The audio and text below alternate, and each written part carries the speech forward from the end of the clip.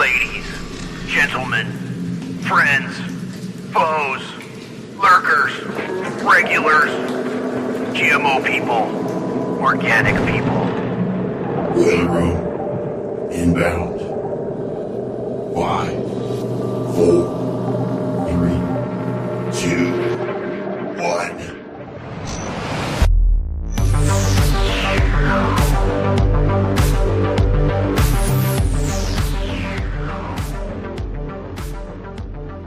All right, ladies and gentlemen, friends and foes, lurkers and regulars, welcome back to the Boiler Room. We're broadcasting live this November the 14th, 2025, here at alternatecurrentradio.com, running out over Rumble, YouTube, X, and then out to all the podcastosphere after the live show. If you're out there watching us on the live show, be sure and leave us a comment, like and subscribe and all that stuff. We appreciate that. And we'll do our best to keep an eye out on those comments as we roll through tonight's show. Again, our website is alternatecurrentradio.com. That's where you can find all things Boiler Room, all things Sunday Wire, Daily Ruckus, Roundabout Ruckus, Sunday Wire. Did I say that already? I probably did. Odd Man Out podcast, Mystical American Patriot Society, all that good stuff and more at alternatecurrentradio.com. That's our website. That's also where the store is. If you want to get yourself a Boiler Room t-shirt or something like that, we got you over there at alternatecurrentradio.com. Also streaming out over X tonight. What's up, X? You can follow me on X at Hesher Media. If you happen to be watching this live or after the fact, please repost it on your X. Maybe your X is not as shadow banned as my X, and we'll get some views or something like that. That'd be neat. Yeah, well, it's great to be here with you. It's good to see so many friends over there in the chats. Hello, I'm just scrolling the chat right now. Great to see everybody. Hello, hello, hello. I think we've got the Discord running too. I better double check the Discord. Yep, what's going on? Okay, great to see a bunch of our friends over there in the Discord. I'd shout everybody out by name, but there's just too many of you. There's just too many. So tonight, hello, friends. Thanks for being here for Boiler Room. We got a fun show lined up tonight. We're going to go from Zoom cashiers to hemp crashes. We got a bit of a Boiler Room special for you tonight. I'm going to be joined by Ruckus, and a bunch of our other friends here. Even got a couple of surprises for you. We're going to have, I think, I'll go ahead and tease this one. I think Baselit Analyzer is going to be showing back in here in the Boiler Room for the first time in a few weeks. So that is going to be excellent. And we've got on his second voyage here on the Boiler Room, we're going to have Tim Hinchliffe with us tonight from sociable.co. So go ahead and throw an extra tab open in your browser and open up sociable.co. All right. Because we're going to be referencing some stuff over there, I'm sure. Let's start introducing some friends here. Mystical Pharaoh is going to be dropping in right now. What's up, Mystical Pharaoh? Welcome to the Boiler Room. How you doing, dude? I'm doing good, man. How are you? Very good, very good. Happy Friday. We're sort of in our we're testing the waters for Friday Boiler Rooms, and it feels pretty good, man. It's good to see you here. I can say happy weekend now. I know. I actually enjoy it. We're starting a little bit late, getting people, they can put their kids to bed and eat their dinner and, get ready for the Boiler Room. Yeah, yep, absolutely. And hopefully nobody has to get up and go to work tomorrow. I know some people work all the time and weird schedules and weekends and all that stuff, but I know that you are not going to have to get up and be up at 5 a.m. tomorrow, hopefully, and that's an upgrade, I hope. Yeah, I'm looking forward to it, man. All right, cool. Well, let's do it. You can follow Mystical Pharaoh on X at Mystical Pharaoh. Let's welcome our resident investigative reporter tonight. We've got Rob S. Banks with us from Stop the Presses and thetruthhound.com. Rob Banks, what's up? Well, the life of a bank robber, it's a little bit dicey at times. Sometimes I imitate Mark Anderson, but now, of course, I'm with my original identity, Robus Banks, and I have a cousin named Robs Graves, by the way. Oh, friends of Ed Gein, perhaps. Yes, I believe there's a connection there. So, so I like to dig. I like to dig into the stories, you know. Oh, absolutely. Well, one thing that most people probably don't know about uh, Rob S. Banks is he doesn't just rob them for his own good. He'll actually go in. One of the first things he does is he takes all of the deeds and mortgages and burns them, so that those of you that own your home, or maybe don't quite own your home, can own your home. So it's sort of a Robin Hood sort of thing that Rob S. Banks does. Yeah, Bonnie and Clyde were, of course, loathed and loved, both jeers and cheers. But them and Dillinger, and even I think Babyface Nelson, if memory serves, were all reportedly or allegedly robbing the banks, and they vocally said, "We robbed the banks because they robbed the people." And they just didn't give a crap anymore. And Dillinger was known to give tens of thousands of dollars to widows. Yeah, it's true. It's true, and they don't like it when Americans talk about this. They don't. We don't get a lot of accurate history on this. Oh, hell no. I was just sitting around the other night with Ruckus and my dad, and we were talking about Charles Floyd, Pretty Boy Floyd. He did exactly what I was describing to you there, jokingly, about giving people their liens back and destroying that kind of stuff. And when Yeah, the yes. when the FBI killed him, he had a funeral that had somewhere between 40 and 80,000 people that showed up. I mean, these were heroes to a lot of Americans. Yeah, I think Pretty Boy Floyd is the one. I think Babyface Nelson is a mistake. I think it's the one you said, in addition to Dillinger, um, having been mindful of the poor and the struggling and saying we robbed the banks because the banks robbed the people. And maybe they were misguided a bit. Bonnie and Clyde said similar sentiments. I understand it.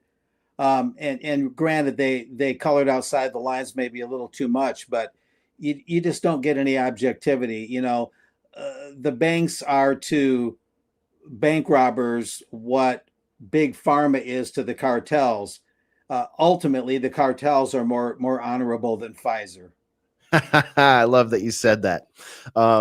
Let me give a quick movie suggestion. If you have not seen a movie called Hell or High Water, which was written and directed by Taylor Sheridan, you got to check it out. If you like the concept of bank robbers and the Robin Hood sort of theme, and sort of getting back, like the little guy getting back at Wall Street and land robber barons and that kind of thing. This movie is so freaking good.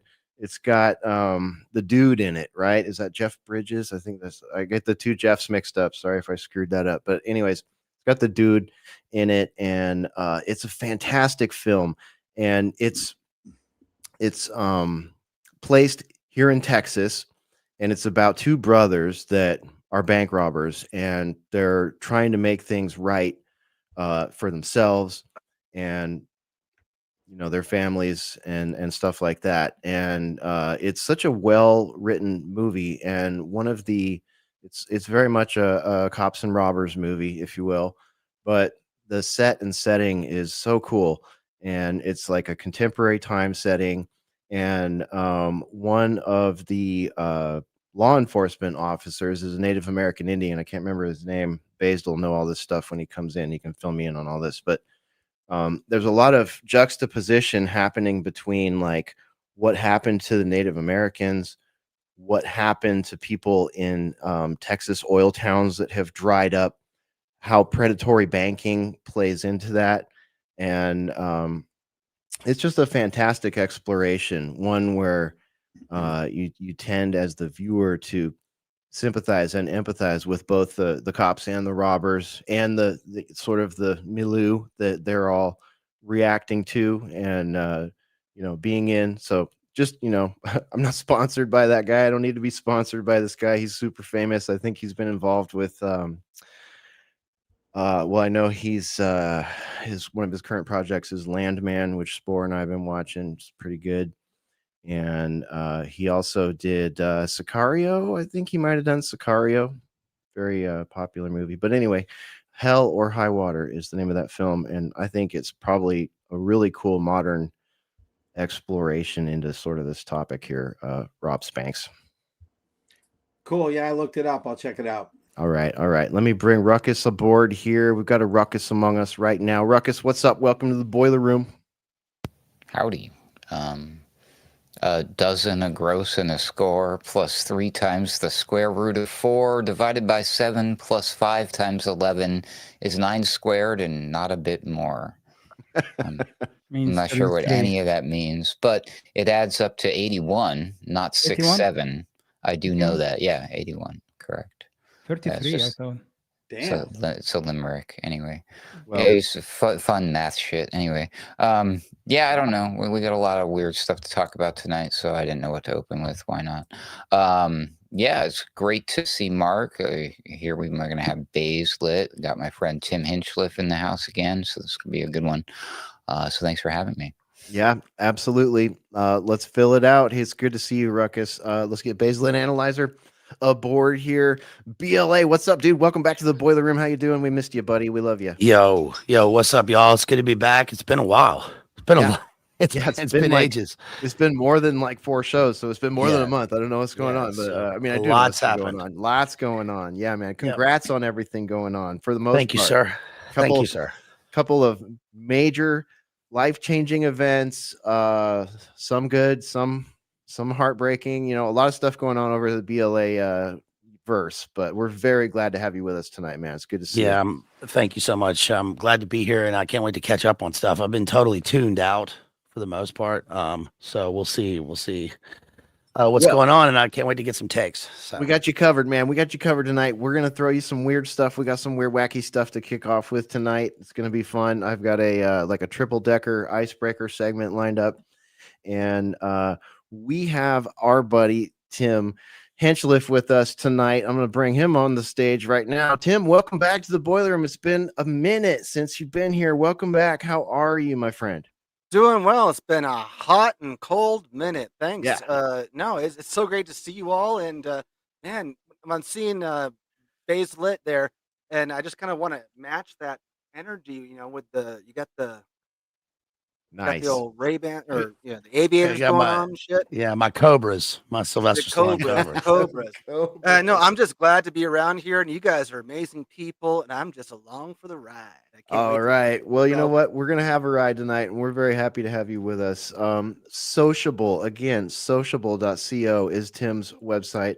That's where you can find his work. And we're going to be talking about some of that stuff tonight. But let's see here. Yeah, Rob's Banks looked up that movie. Looks good, like a good one. BLA, before you jumped in, we were talking about Mark's nom de plume tonight, Rob S. Banks, and we started talking about old school gangsters and like the Robin Hood effect. And I had to bring up Hell or High Water because that is just such a damn good movie. Yeah, it's a great movie. You covered that with my buddy Matty. Yeah, man, that's a good movie. Of course, when I think of Banks and cops and robbers, I think of Heat, and of course, the greatest of all time, which is Point Break. Right, so the GOAT, the greatest one. Point Break, the GOAT. I rewatched Heat recently, man, and it stands up. It stands up. It's pretty freaking good. And I think of another one of those Jeff Bridges, or not Jeff Bridges. No, Oh Brother, Where Art Thou? Not Jeff Bridges. Oh yeah. George Babyface Nelson. My name is George Nelson, not Babyface. Clooney. Tell your friends. He's a character also in the Michael Mann movie Public Enemy with Jonathan Depp. Have you seen that one? Yes, recently I saw it. And that movie, we were talking about Charlie Floyd earlier in the show. That movie starts with the murder of Charlie Floyd by the feds, the new FBI, right? Like the brand new FBI coming out of the OSS era, right? Yeah, that came out at a time when that was like sort of a thing, because that and J. Edgar, right? The story of the feds with Leo, Clint Eastwood movie, that and What was the other one that came out at the same time? There were three. There was The Good Shepherd. It was sort of in that time period. It was a little bit before, which of course has a bit about the FBI in it, but that's OSS. But that was a kind of a popular fad for a little while. Yeah, Tinker Tailor Soldier Spy was another one. Came That's out right. at that time. Yep. That's right. Right. All right. Well, let's see here. So Spore and Ruckus and I got together earlier today, and we kind of talked about where to go with icebreakers for tonight. So we got a couple that we sort of liked, and we're gonna just run through these really quick here. We thought this would be a great place to start because all of us here are the type of people, I think, that kind of have a holistic set of concerns about society, the economy, all these things. It's not pigeonholed into any one particular political viewpoint. But this is interesting.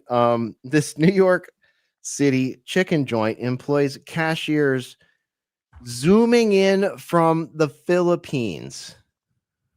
And they still want you to tip.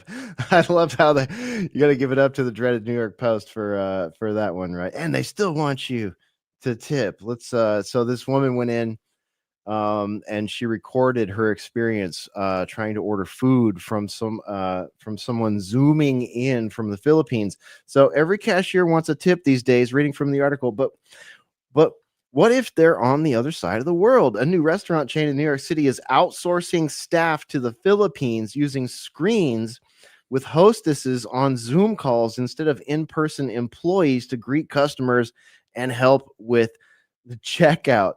The shops, which specialize in fried chicken and ramen, are taking advantage of the massive wealth gap between New York City, where the minimum wage is $16 per hour, and a Southeast Asian nation where hourly pay is closer to $3.75. Let's give this video a look here. What do I do to order food? Yeah, they have a window in front of you. Okay, over there. Yeah. And where are you located right now? Can I ask you? I think that's Philippines. You're in the Philippines. What do you recommend? We have M4, the M4. The M4. The Stallion on regular and the Brace for the regular. Okay. Do people usually tip you? Sometimes. Sometimes. It's only cheap. Yeah. Oh, not every time. It depends on the customer. Sometimes people tip me. Oh my gosh. There's no way she's getting that tip. No, not today. No. And she's going to be replaced by AI if she's not already an AI. Oh, good point. Yeah. Is she even a real person that they have to pay the $3.75 to? Right. Like, never mind the whole, like, oh, we're not paying $16 an hour. We're paying $3.75. Maybe they're paying nothing. Maybe they're paying a yearly fee to an AI program that can stand there. Tip and do your that. bots, folks. Yeah. Tip your bots. Well, oh my gosh. What do you think, Ruckus? I think this whole thing was wrong from the get-go. I'm like, who tips their cashier? Dude, that is a thing now. That's that should be the least tippable position in any joint that you go to. And why are we using the word joint? Every time I hear that word, I think it's something else, if you know what I mean.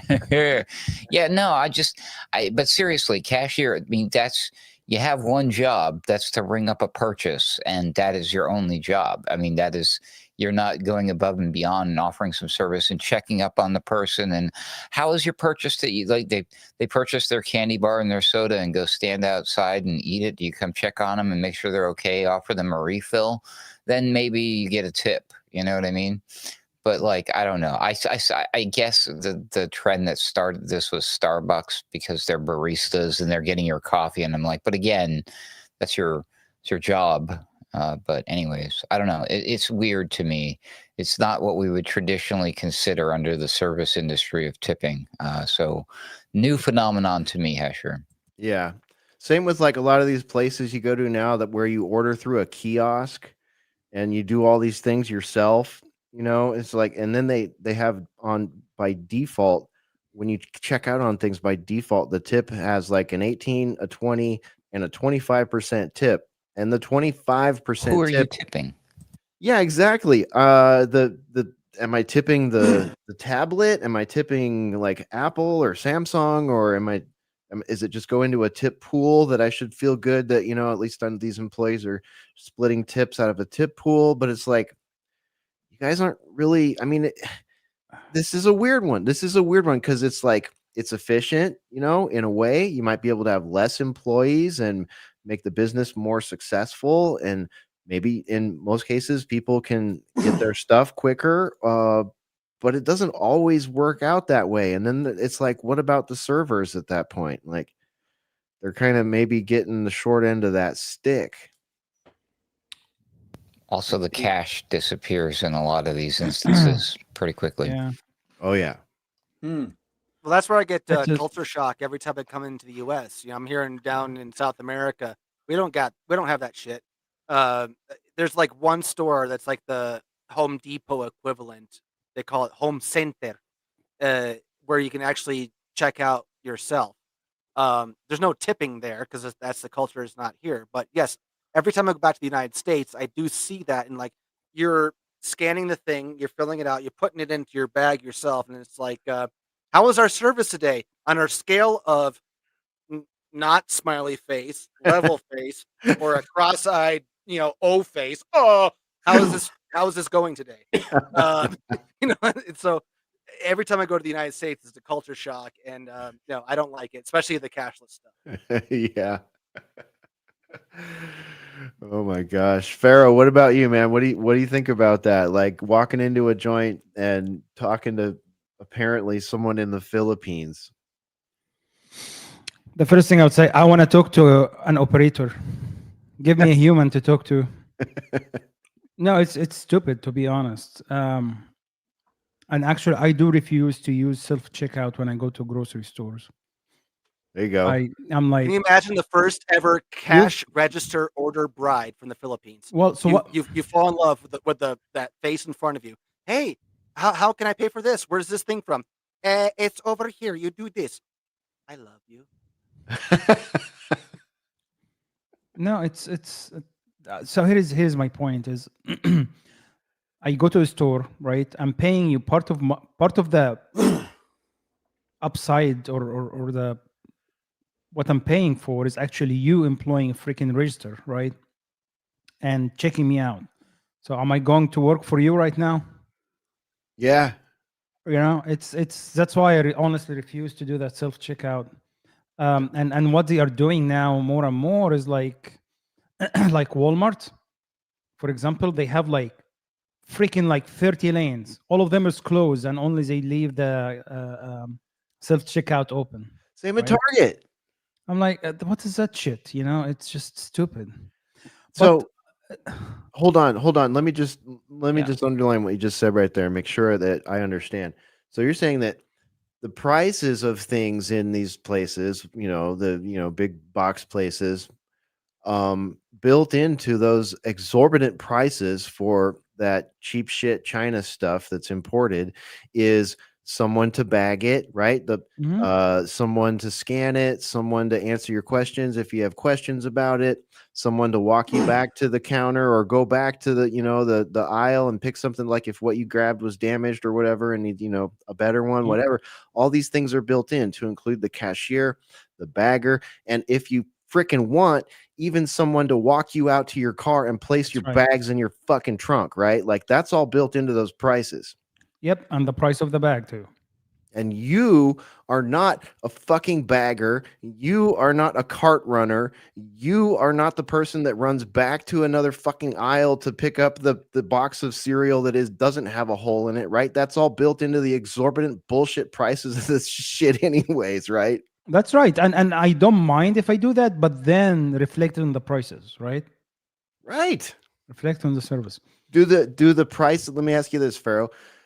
Do the prices ever go down? Have you ever once seen the cost of like your ribeye go down, or has it just only gone up?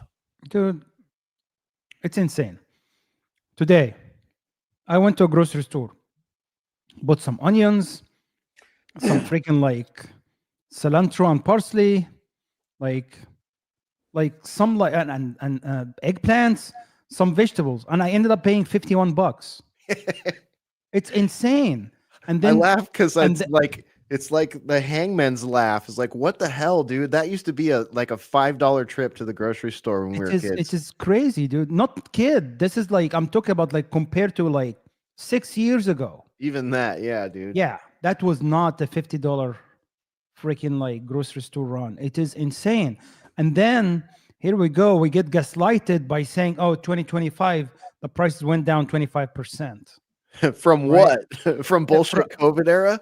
No, not even that. They use false statistics. They go and pick up like completely different meal from last year with fewer items, different brand names, and then we're like 25% less. Yeah, of course it is. And we're just a bunch of like dumb fucks, and you're trying to just gaslight us. And this is why it's backfiring on this government. It's really crazy, and it is getting to a point where it's just disgusting because nobody can afford this shit. It is really pathetic, and it is. I'm angry because people that are actually honest and working, they cannot afford food. If you're just like, riding the system, and having like 8 kids and on Snap, right? And you go get whatever the hell you want because you're getting handout, then you can afford it. It's just the whole system is just fucked. Until the government shuts down for 40 days. Well, and then you get it back. And then now they are like going around and filming themselves like buying crap. Just in time for Black Friday. Mark, what do you think about all this?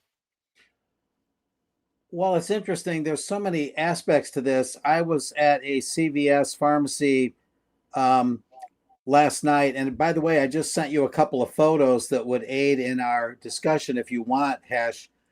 They should be there under MA PIX, PIX in the subject line.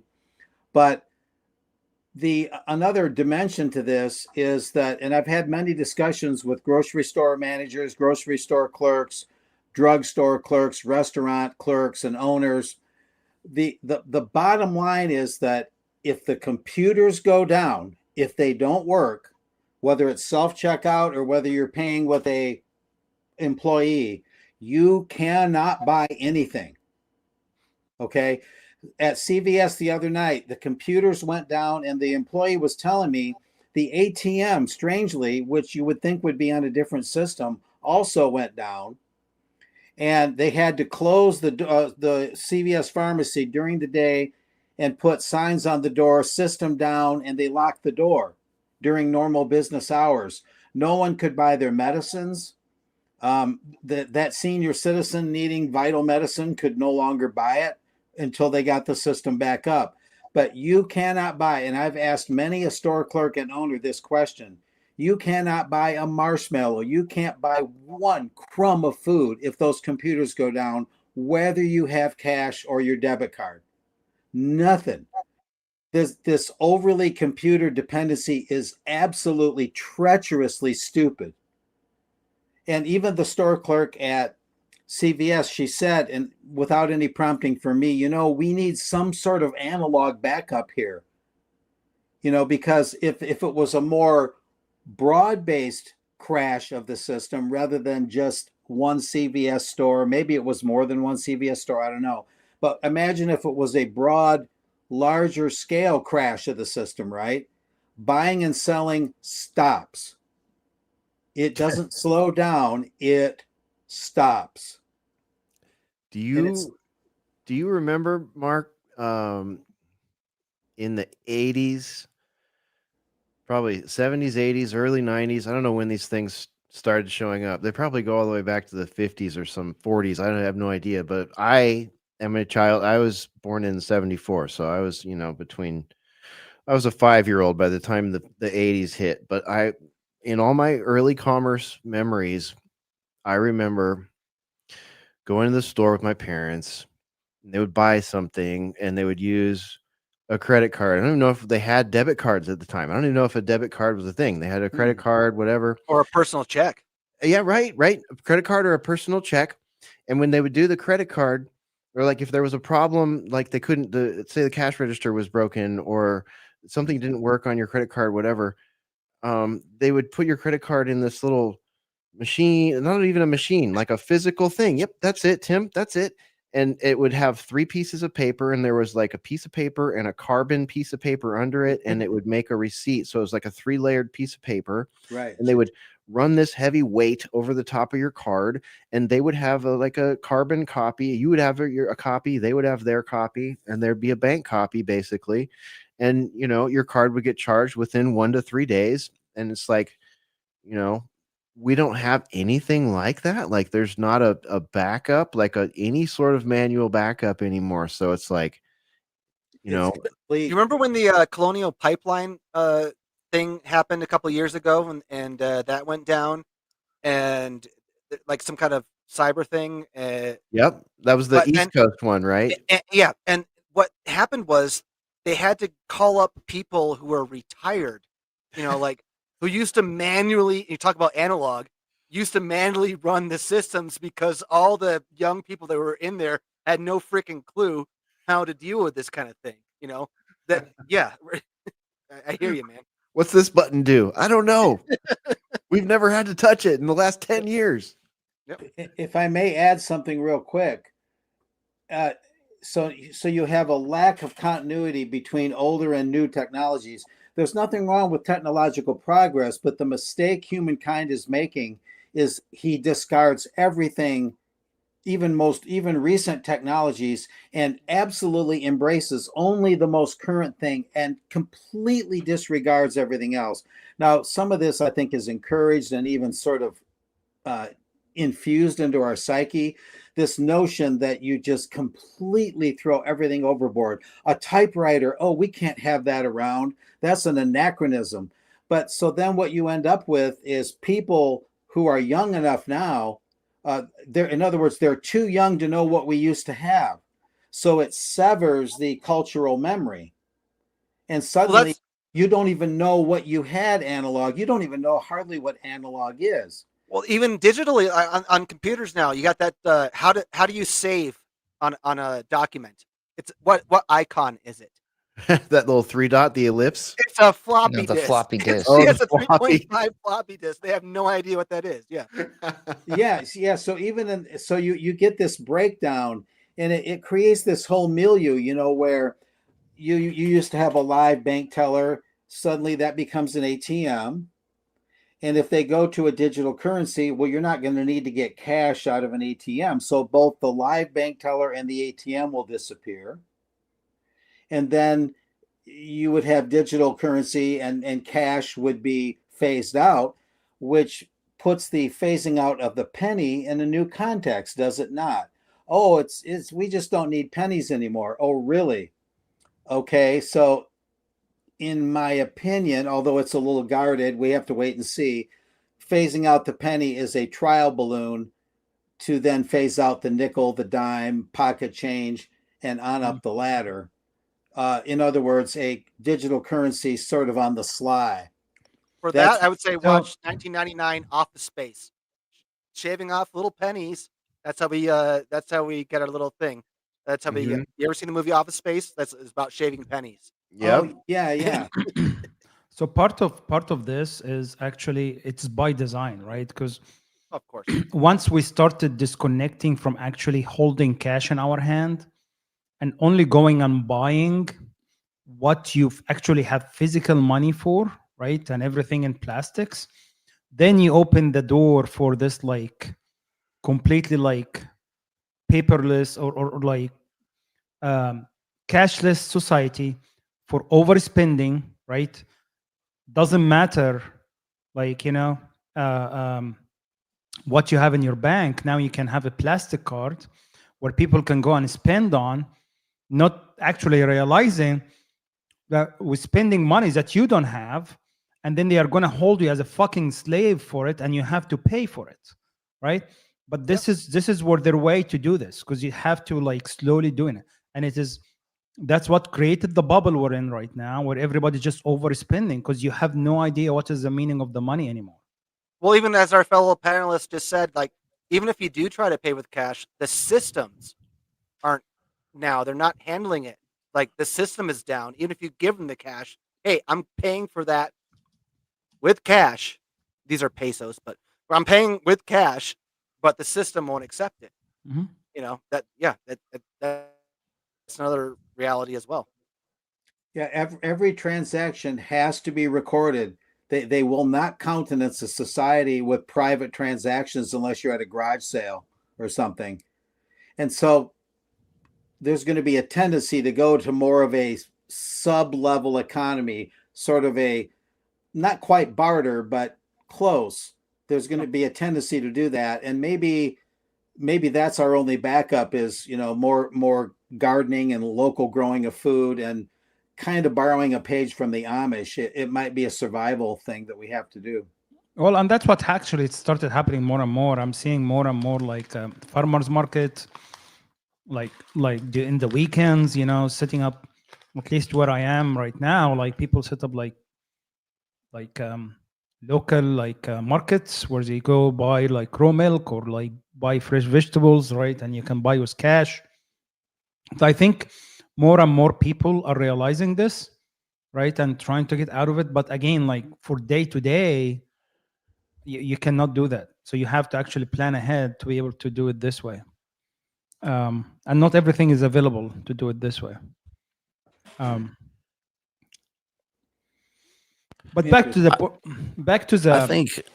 I think all this is behavior modeling. I think it's to collect data for AI. So they're just using human interface. These people are being used temporarily to model future AI. I mean, it's different than a kiosk in a McDonald's, which is clearly just a kiosk, and you're just, it's service economy. We're all our own servers, our own waiters, and all that stuff. And then, like you guys were talking about, like the self-checkout in the grocery store, like never works. There's always a glitch. You still got to wait for the like boomer lady to come over and fix it. But with this, it's like you go into a restaurant and you're supposed to have humans, and then there's this like weird uncanny valley. You don't even know if the person you're talking to in the Philippines is real or not, but I think they are real until they're replaced through, it's just data collection, I think. Yep.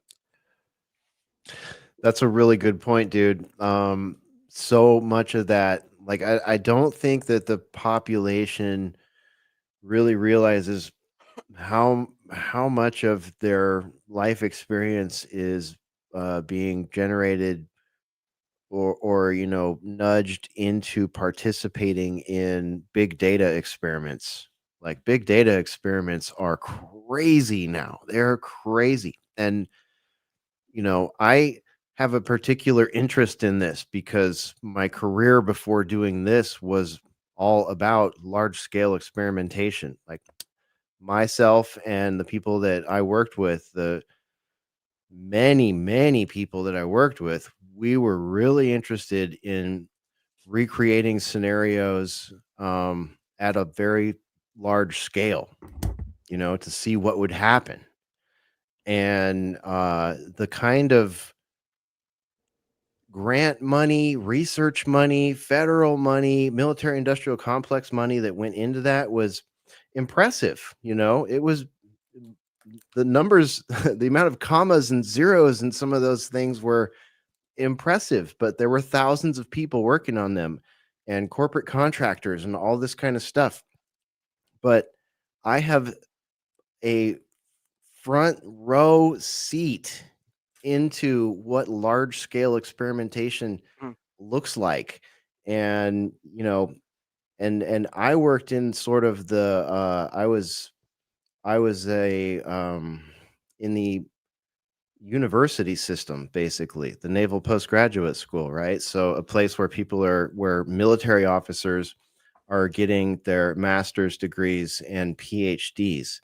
And there's a lot of interesting stuff that happens in there, but being involved in large scale experimentation, I can tell you it is a very, very real thing, and it can involve loads of people, loads of data analysis, loads of experimentation experiment initiatives, vignettes being set up, that kind of thing. Data collection is of paramount. You know, doing data collection at an experiment location, especially a large scale vignette, is paramount. You cannot do this without understanding data collection, which now would be considered, big data. Yeah, and you know that what we look at the commercial sector, the private sector, the data collection. Most people would say, why do they collect this data? Oh, it's to sell you more ads or to target ads to directly target you, and they can do that very well. But what a lot of people miss is that these systems, these companies, these projects were always first originated within. Well, you already mentioned, military intelligence, defense intelligence, intelligence agencies. So every single thing, and then whatever the what public sector can't do legally, they Yeah. just put it out to the private sector. So again, that's how Oracle started.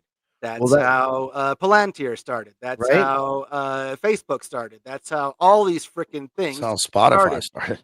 Yes. So Spotify. all these, yes. Yep. So it's when you look at the companies and stuff, it's like, oh, they're these big rich companies and things, or they just want to get everything for advertisement things. No. Look at their origins. Where did they come from? Who are their clients? Even right now, the Office of the Director of National Intelligence, IARPA, their Intelligence Advanced Research Project Activity, they got a thing called the Intelligence Community ICDC Data Co-op Center, where they are going.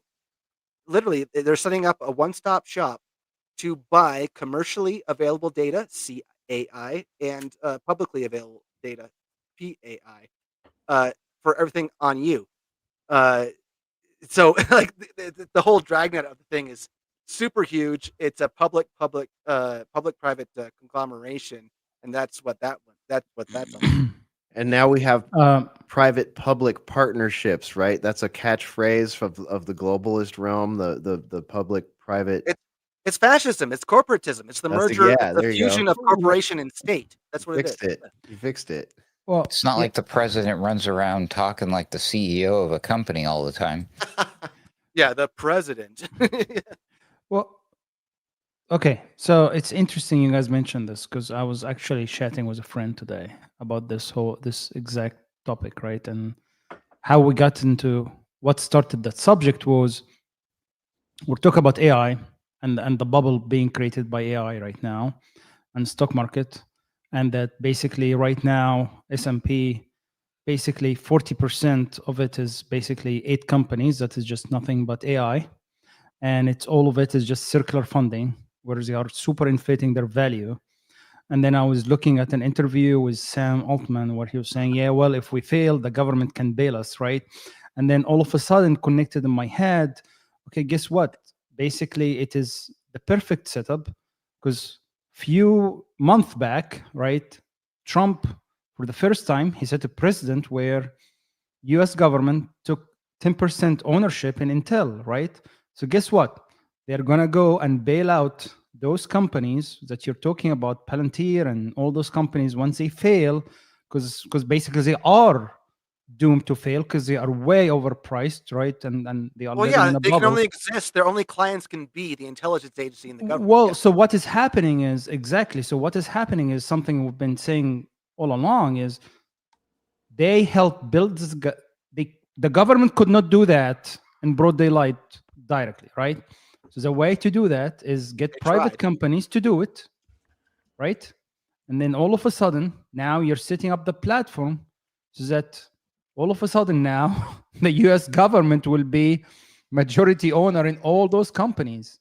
And all this will be in their hand, right? At some point. And that is inevitable right now. Yep. That is inevitable. Because the way they're setting it up, AI is the most critical infrastructure and it is the security of this nation. So this big data collection is basically the most important thing for us, and we cannot fail that race. and the U.S. government cannot allow that to happen. And the only way to do that is for them to get in. The AI is the thing to process everything. Like the collection of data, that they're doing that all the time. What Larry Ellison told Tony Blair at the World Government Summit earlier this year in February was that no, we need to get all the information on every single citizen in every single country, their health data, their social data, everything like that. Put that into one database for AI to pick apart. And then the other cool thing about that is it needs to be interoperable. And to do that, you get into the digital ID stuff and all that. But yeah, the whole plan is to gather as much data as possible and to use AI to make sense of it. I mean, right now, AI, what have we got? Like, look at generative AI. It's progressed okay in the past couple of years. We went from like hallucinating weird eyeball stuff and multi-fingered things to something kind of realistic.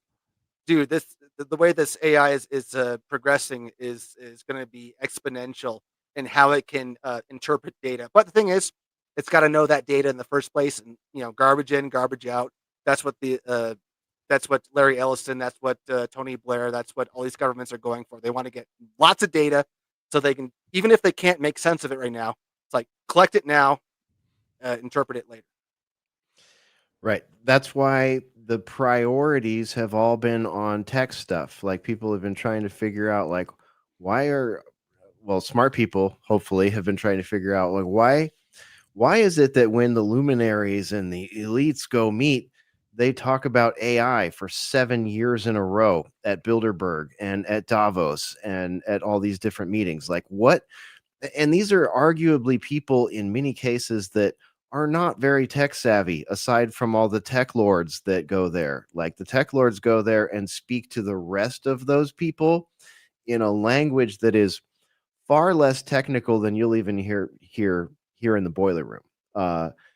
Because we've got politicians that don't even use email. You know what I mean? There's this whole like boomer sphere of people out there on Capitol Hill, in Hollywood, in the banking and finance system, in the blackmail systems of the friends of Jeffrey and friends of Diddy networks and all that shit, right? Who like are completely technologically illiterate. Like they might know how to use a smartphone because that's where they get their prawn and their messages and whatnot, but they don't really understand all this shit that we're talking about. They just know that they're part of the clique that is going to benefit from a technocracy, an authoritarian technocracy.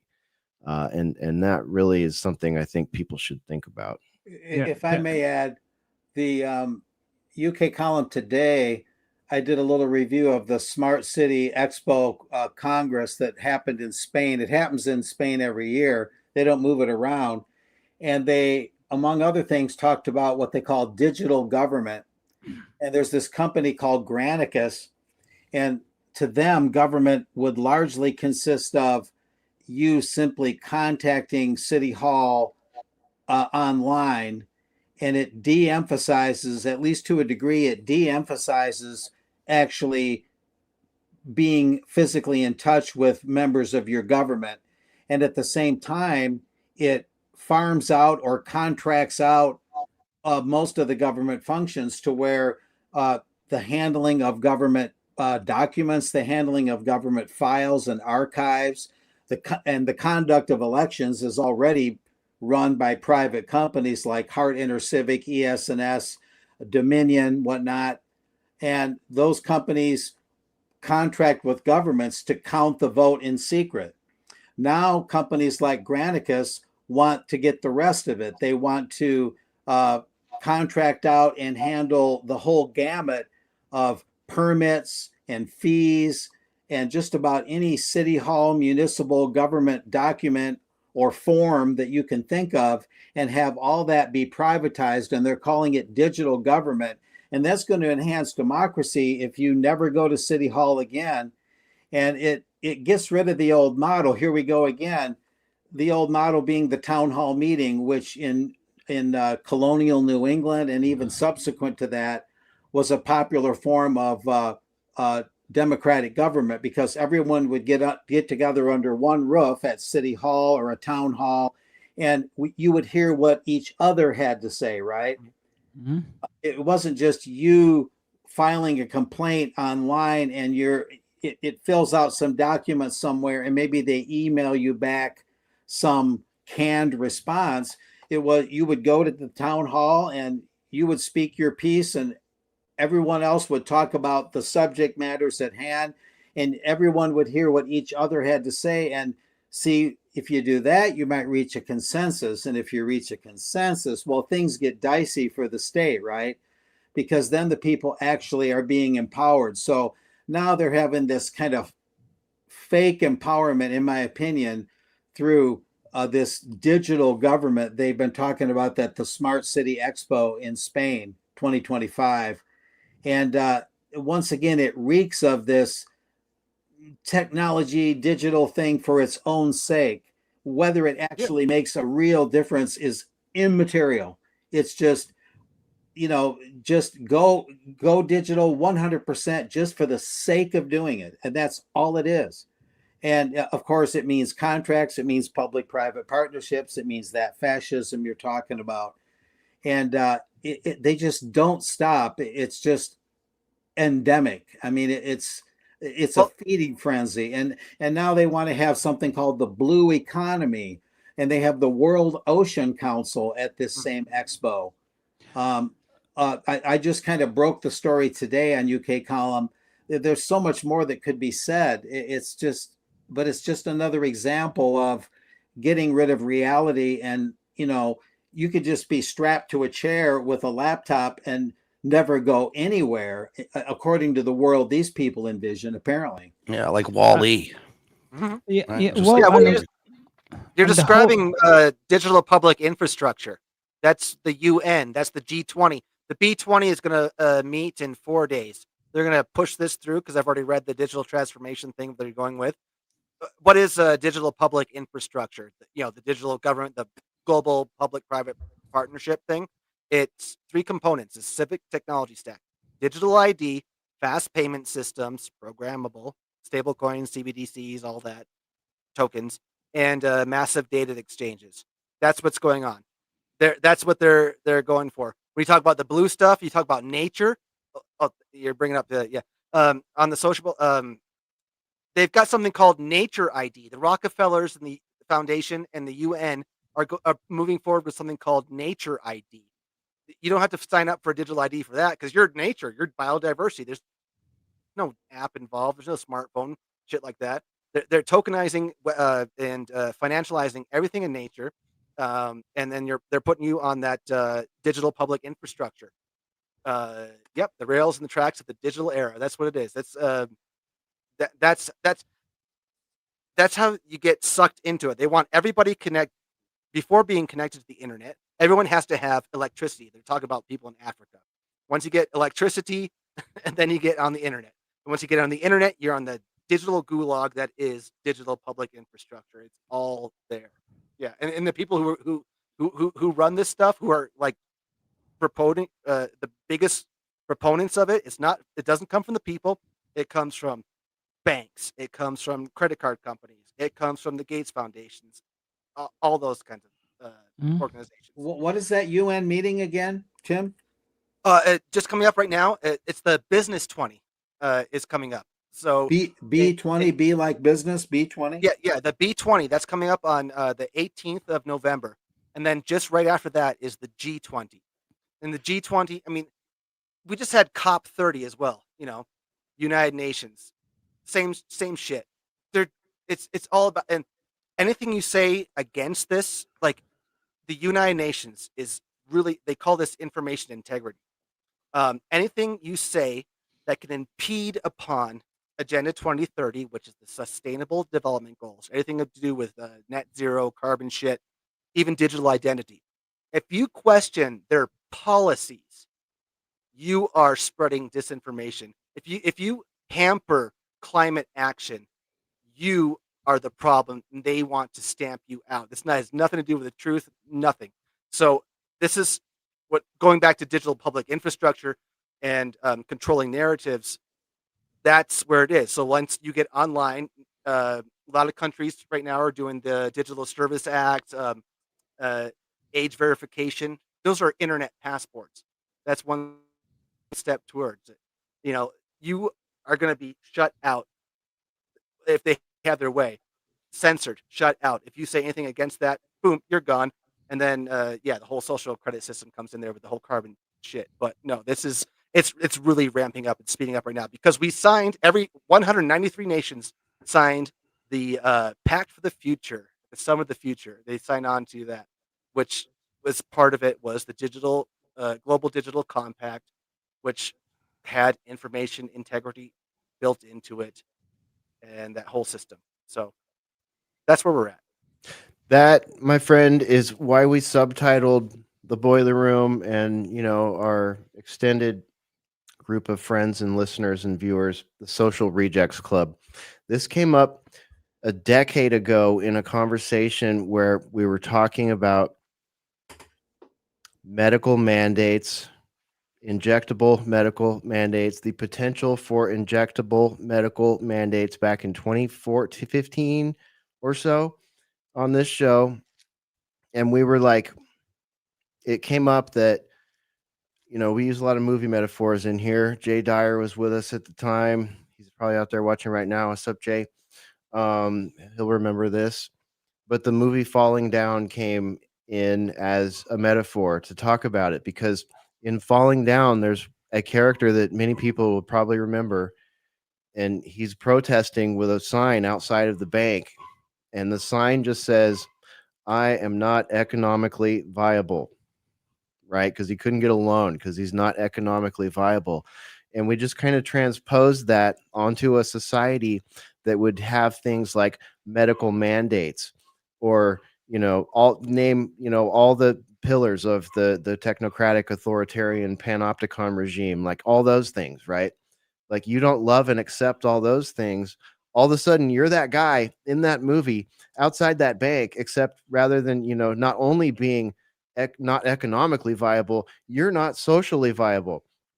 And this was before the whole concept of like Chinese social credit systems came into play, but we were seeing that coming just with the very idea that we could be told you don't have the First Amendment anymore because of, people's feelings, and you don't have the ability to opt your children out of medical injections because of, safety and because of, science. Just all this stuff, like, take our word for it. Even though we're a mainstream media and a political system that have been lying to you, your parents and your grandparents for decades, to great detriment, to great depressions, to great world wars, and all this other shit, So it was like, how can you not be a social reject at this point if you understand the context of the reality within which you live? Interesting point.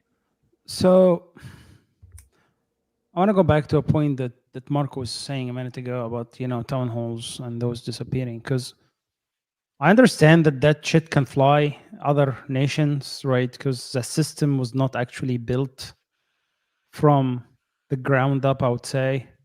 The entire US system, and correct me if I'm wrong, please, it's actually was built around those town halls, and actually from the ground up, meaning that those institutions closer to people are the most critical part of the system. Actually, DC and all this was not the important piece of the puzzle, right? Because those has, at least in the founding perspective, these were just basically politicians that are completely disconnected from, day-to-day Americans.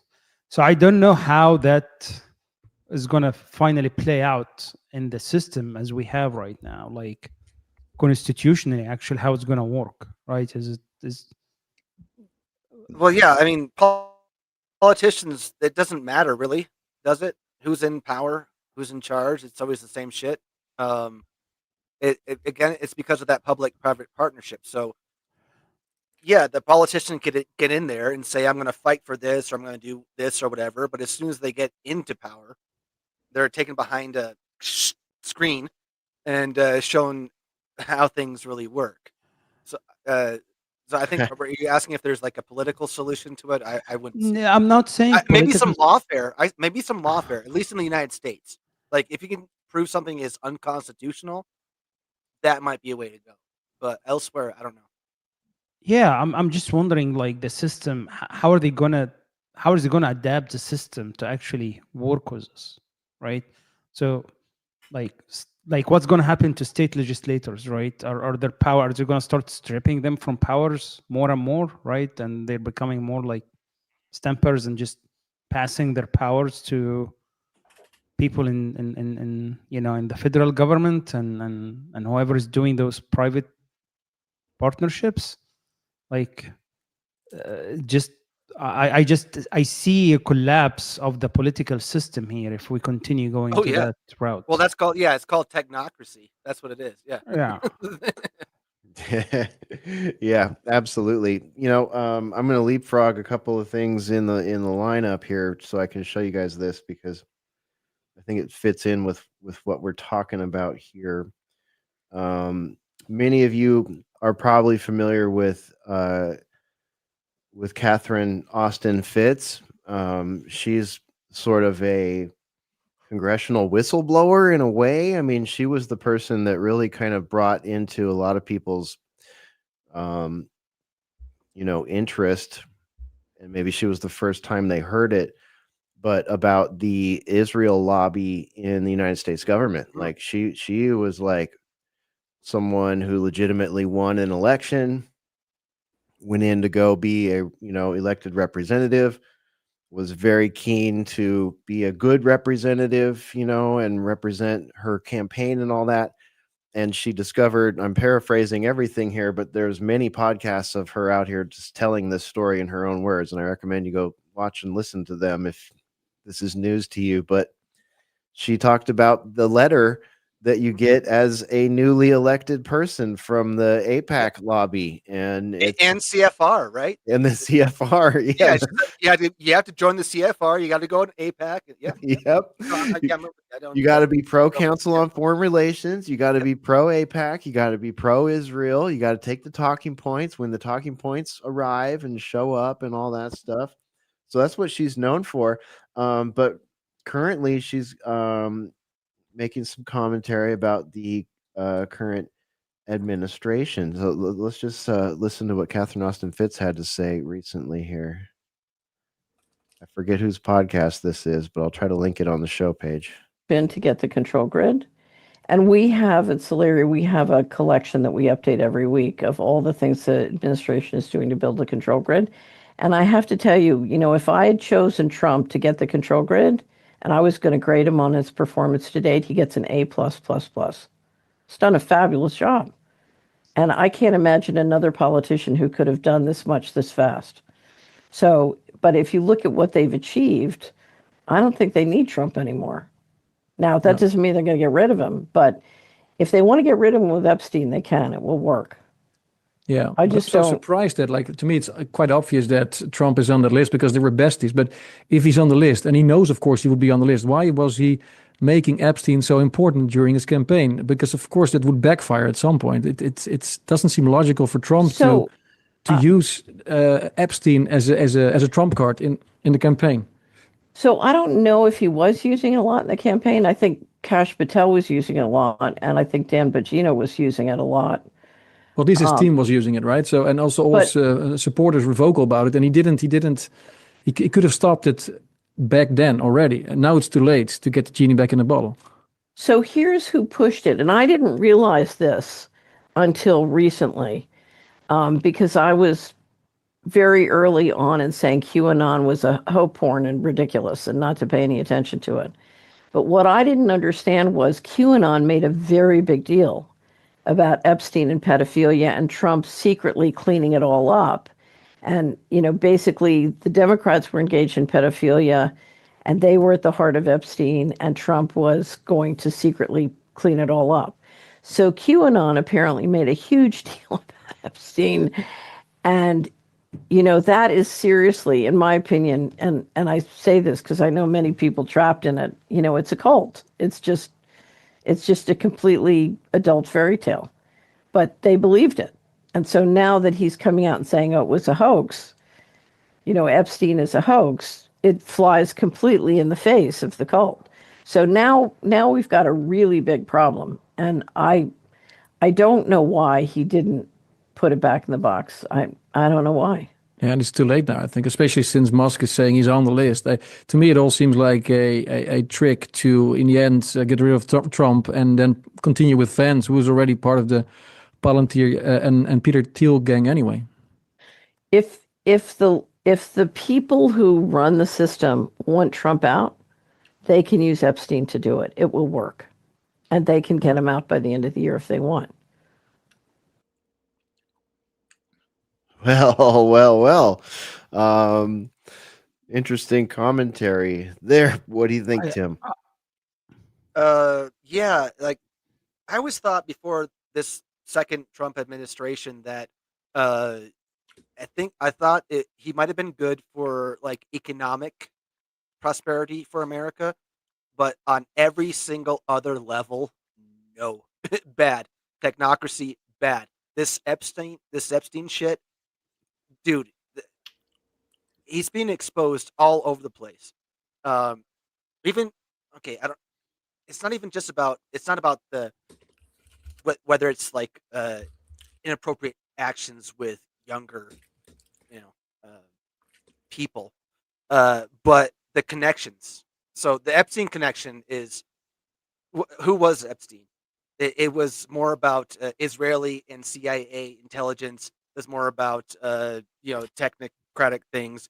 It was more about connections, arms dealing as well. So drugs, human trafficking, all kind of like geopolitical weird shit. So like if you start to unravel that, all this shit comes out. Then there's so many people implicated, way more than Trump. Yeah, he's a part of it, but it's gotten so huge. That's why you get Dan Bongino, you get Kash Patel, and all them. Like we're gonna once again, before they get into their positions, we're gonna expose this. We're gonna find it. Then all of a sudden, they're handed that book, they're handed that information, smack dab in front of them. And they're like, "Oh shit, nope, we can't have that." And then they gaslight. I think all of these guys made their money talking about this and playing on people's emotions. I do agree with what she said, because I know people that was really into QAnon, friends, and I always made fun of them. But their biggest piece has always been pedophilia. That was their biggest piece. All of them were passionate about one thing, and it is pedophilia, right? And they were like hoping that he comes and clean it up. And Dan Bongino specifically, he has made a lot of money riling people emotions around this, right? And he built his whole platform just benefiting out of this. Yeah, on Rumble and the people who own Rumble as well. Yeah, absolutely. And I think big piece of this that we should not forget is the connection of Melania Trump with Epstein, who brought Melania Trump to US. Ooh. Right? And the who connected Melania with Trump, right?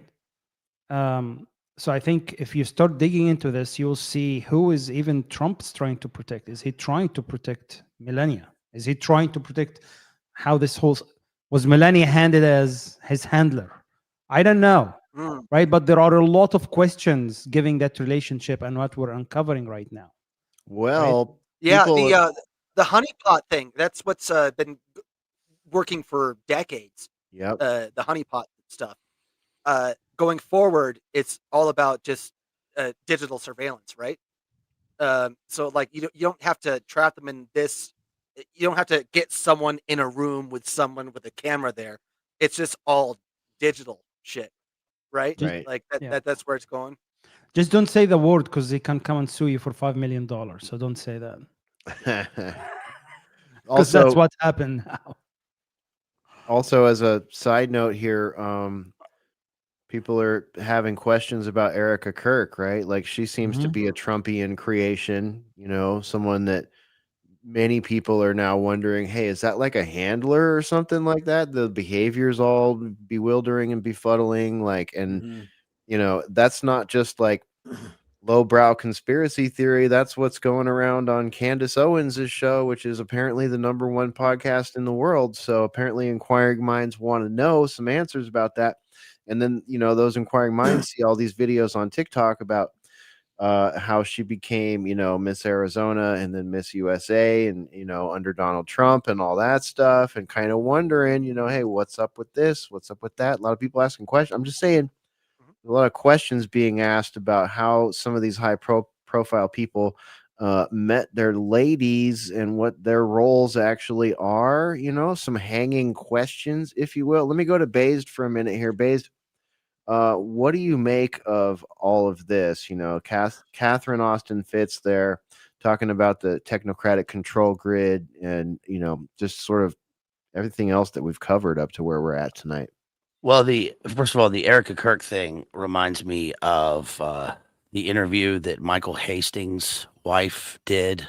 If you guys remember that interview after he remind us, give us the short version. Well, Michael Hastings, it's Michael Hastings, isn't it? He was the reporter who he was the Rolling Stone reporter who followed McChrystal around, and then he unfortunately passed away in a fiery wreck.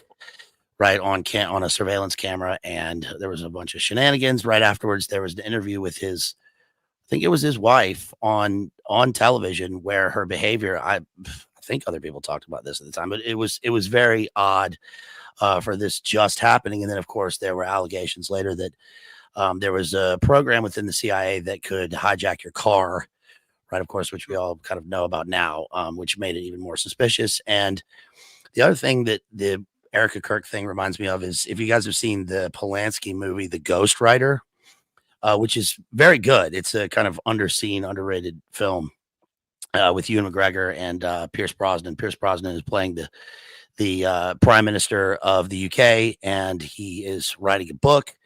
He gets Ewan McGregor becomes his ghostwriter. The previous one has passed away. They don't know how. So the spoiler, it turns out that he's under investigation for something having to do with the war on terror.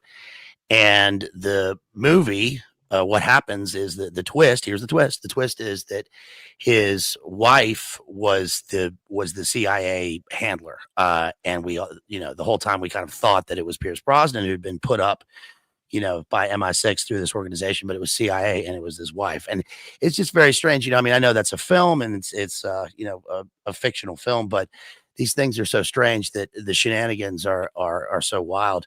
I think with the Catherine Austin Fitts stuff, she's been around for a long time and as always has good points. She did, Jay interviewed her a long time ago. But I think that overall the digital surveillance and the tracking, my take overall and all of this stuff kind of is that we see this stuff happen in stages, and we know cyber polygon, we know Internet of Things, the panopticon and all that, and we know that 2020 summer of love, and then 2020 and the shutdowns and all that was a major sort of point along the grid, I guess. And then I think afterwards, people were the general, worldwide population was so hungry for human to human like interaction again, or at least we kind of think that we were, because we were all digital at the time. Remember what they did with restaurants? It's always food. It's always relates to food first. And so there's been a thing for a while now, which is a kind of reaction to all of the outsourcing that was done. This was like, I guess, Obama era, all the outsourcing, people are tired of, non-human interactions. And this stuff is an attempt to placate people to make them think that they have human interactions while still behavior modeling and data training for later simulated human interactions, which by that point, I think people will be, it's like we always get used to, so we can get used to anything, right? And we thought that the service economy and the self-checkout was great because at the grocery store, it's like, yeah, it was hometown and that was great, but you still had to wait on like the slow man to carry the grocery bag. And overall, I guess we sort of moved past that. And we were like, yeah, we get self-checkout. And now it's like too late. We're moving into Wall-E world. And I think that probably BlackRock has a big stake in like the point of sale stuff with the restaurant automated AI technology. And I wouldn't be surprised if Palantir facilitates the data aggregation or runs the thing or has something to do with the cloud technology. And I think it seems like a small, like weird thing, you walk into a restaurant and there's there's a human on a screen. But the point is that I think it's supposed to be kept small to collect data so that it will be used for something else bigger, and it deals with your food, which everyone needs. So yeah, crazy. There's this thing about collect now and decrypt later. That's a digital thing, but going to the self-checkout stuff, what happened, at least I saw some things happening in the United States when all of a sudden you have to do the self-checkout. What happened? A lot of people just started stealing, or they would just scan one thing, put two things in their bag, or they'll scan a TV with the code for a tomato. And then a bunch of like- states made that legal to do up to $1,000, right? So they like saying this like state sanctioned theft against big companies. But the thing is with that though is it just all of a sudden just says, oh, that's why we need more top-down authority. We need more top-down control. All right. No. So we're going to go the Amazon route. If you want to even get into the store, you got to give up your biometrics. Not even just to pay as you go out, but get into the store. That's those little increments. It's like they almost want, like, yes, there's a flaw. It's like the Death Star. Here's the flaw, but it's like, well, it's not the killer flaw. But all right, so we expose that. Now we need to clamp down more. So like problem, reaction, solution, we need viceroys now, that kind of thing. Yeah, it's also demoralization and chaos, and I mean, you go to any like gas station and basically the policy is like if somebody comes in and steals stuff, it's just like you just ignore it. Right. And that's demoralizing. I mean, it's one thing like the mass scale, organized thefts and stuff, but just like everyday normal people, you're watching them just steal stuff. It can be, I think it's like destabilizing. And I think that's probably, it's purposeful. Yeah, 100%. Let me go to Mark for a second here. Mark, let me put myself on big screen here and see if I can't get my camera to focus on that. So there you go. This is an image that I have to make the camera cover my eyes, which makes it hard to read, that Mark sent me. Rounding transactions at Circle K. This is what he was talking about. Mark, I've got it on screen there. Do you want to like read it or tell people where you got that, what it's from? Yeah, Circle K gas station here in Donna, Texas. They're actually saying they would, with the penny phasing out, I guess it must be a marketing thing, that they would round it down, not round it up to the nearest dollar. With the phasing out of the penny. So I guess that's their way of saying, hey, we got your back, Mr. and Mrs. Customer. When the penny's gone, we'll round it down, not up. How long that will last, I don't know. I was surprised enough to see it to where I took that photo alongside another photo I sent you. And it's up to you if you want to show it or not. From the closure, system down, and then in Spanish, same thing. And that's from the CVS pharmacy that I mentioned earlier. So no business then, right? System down, we're closed. System down, no commerce. Yeah, and keep in mind, again, it doesn't matter whether it's self-checkout or with a clerk, whether it's cash or with a card. If the computers go down, nothing happens. And then you would have theft on a scale unprecedented. Absolutely. No holds barred, balls to the wall theft. That's what you would have.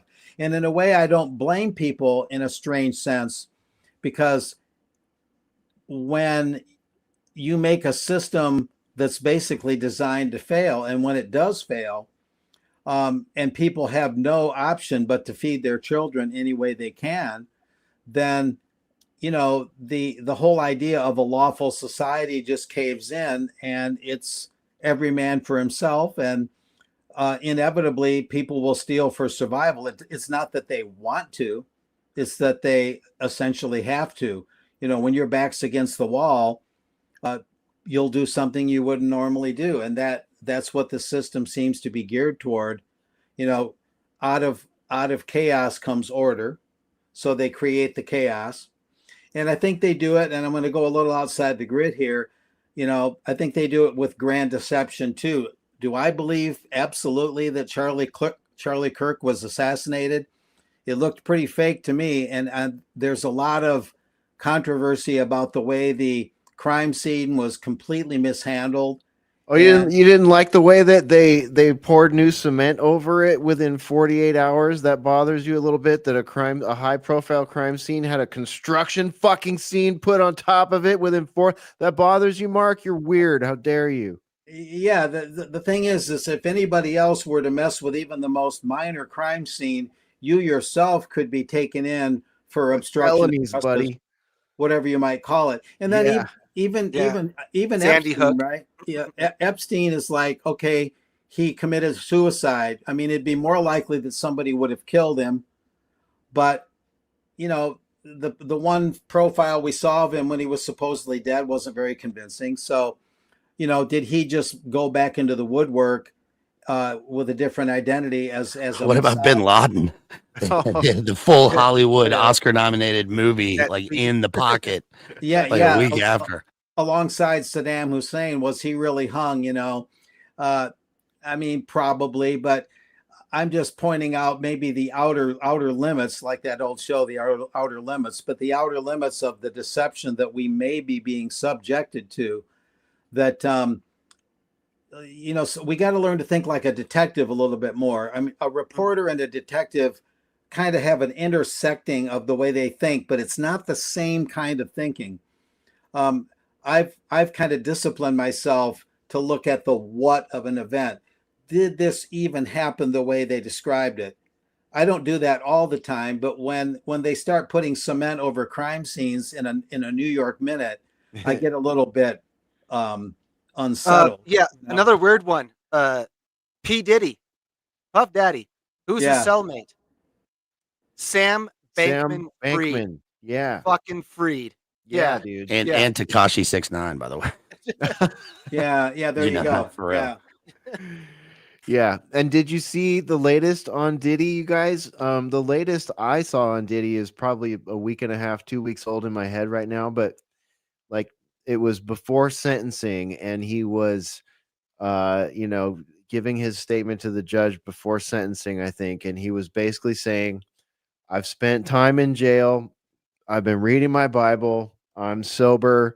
I admit I did terrible things to people. I don't ever want to do terrible things to people again. You know what I mean? It's almost like this is the whitewash. I'm not using that term in any sort of fucking way. Don't come at me. This is like the whitewash version of Epstein, right? Like they learned the lesson with Epstein. They had to extract him or suicide him or, whatever the fuck happened. We'll never know. In that whole situation. And now look at the slow burn, like retardation that we're being given for the, summation of that whole thing. Diddy, on the other hand, now it's like, oh, we had a big high profile arrest.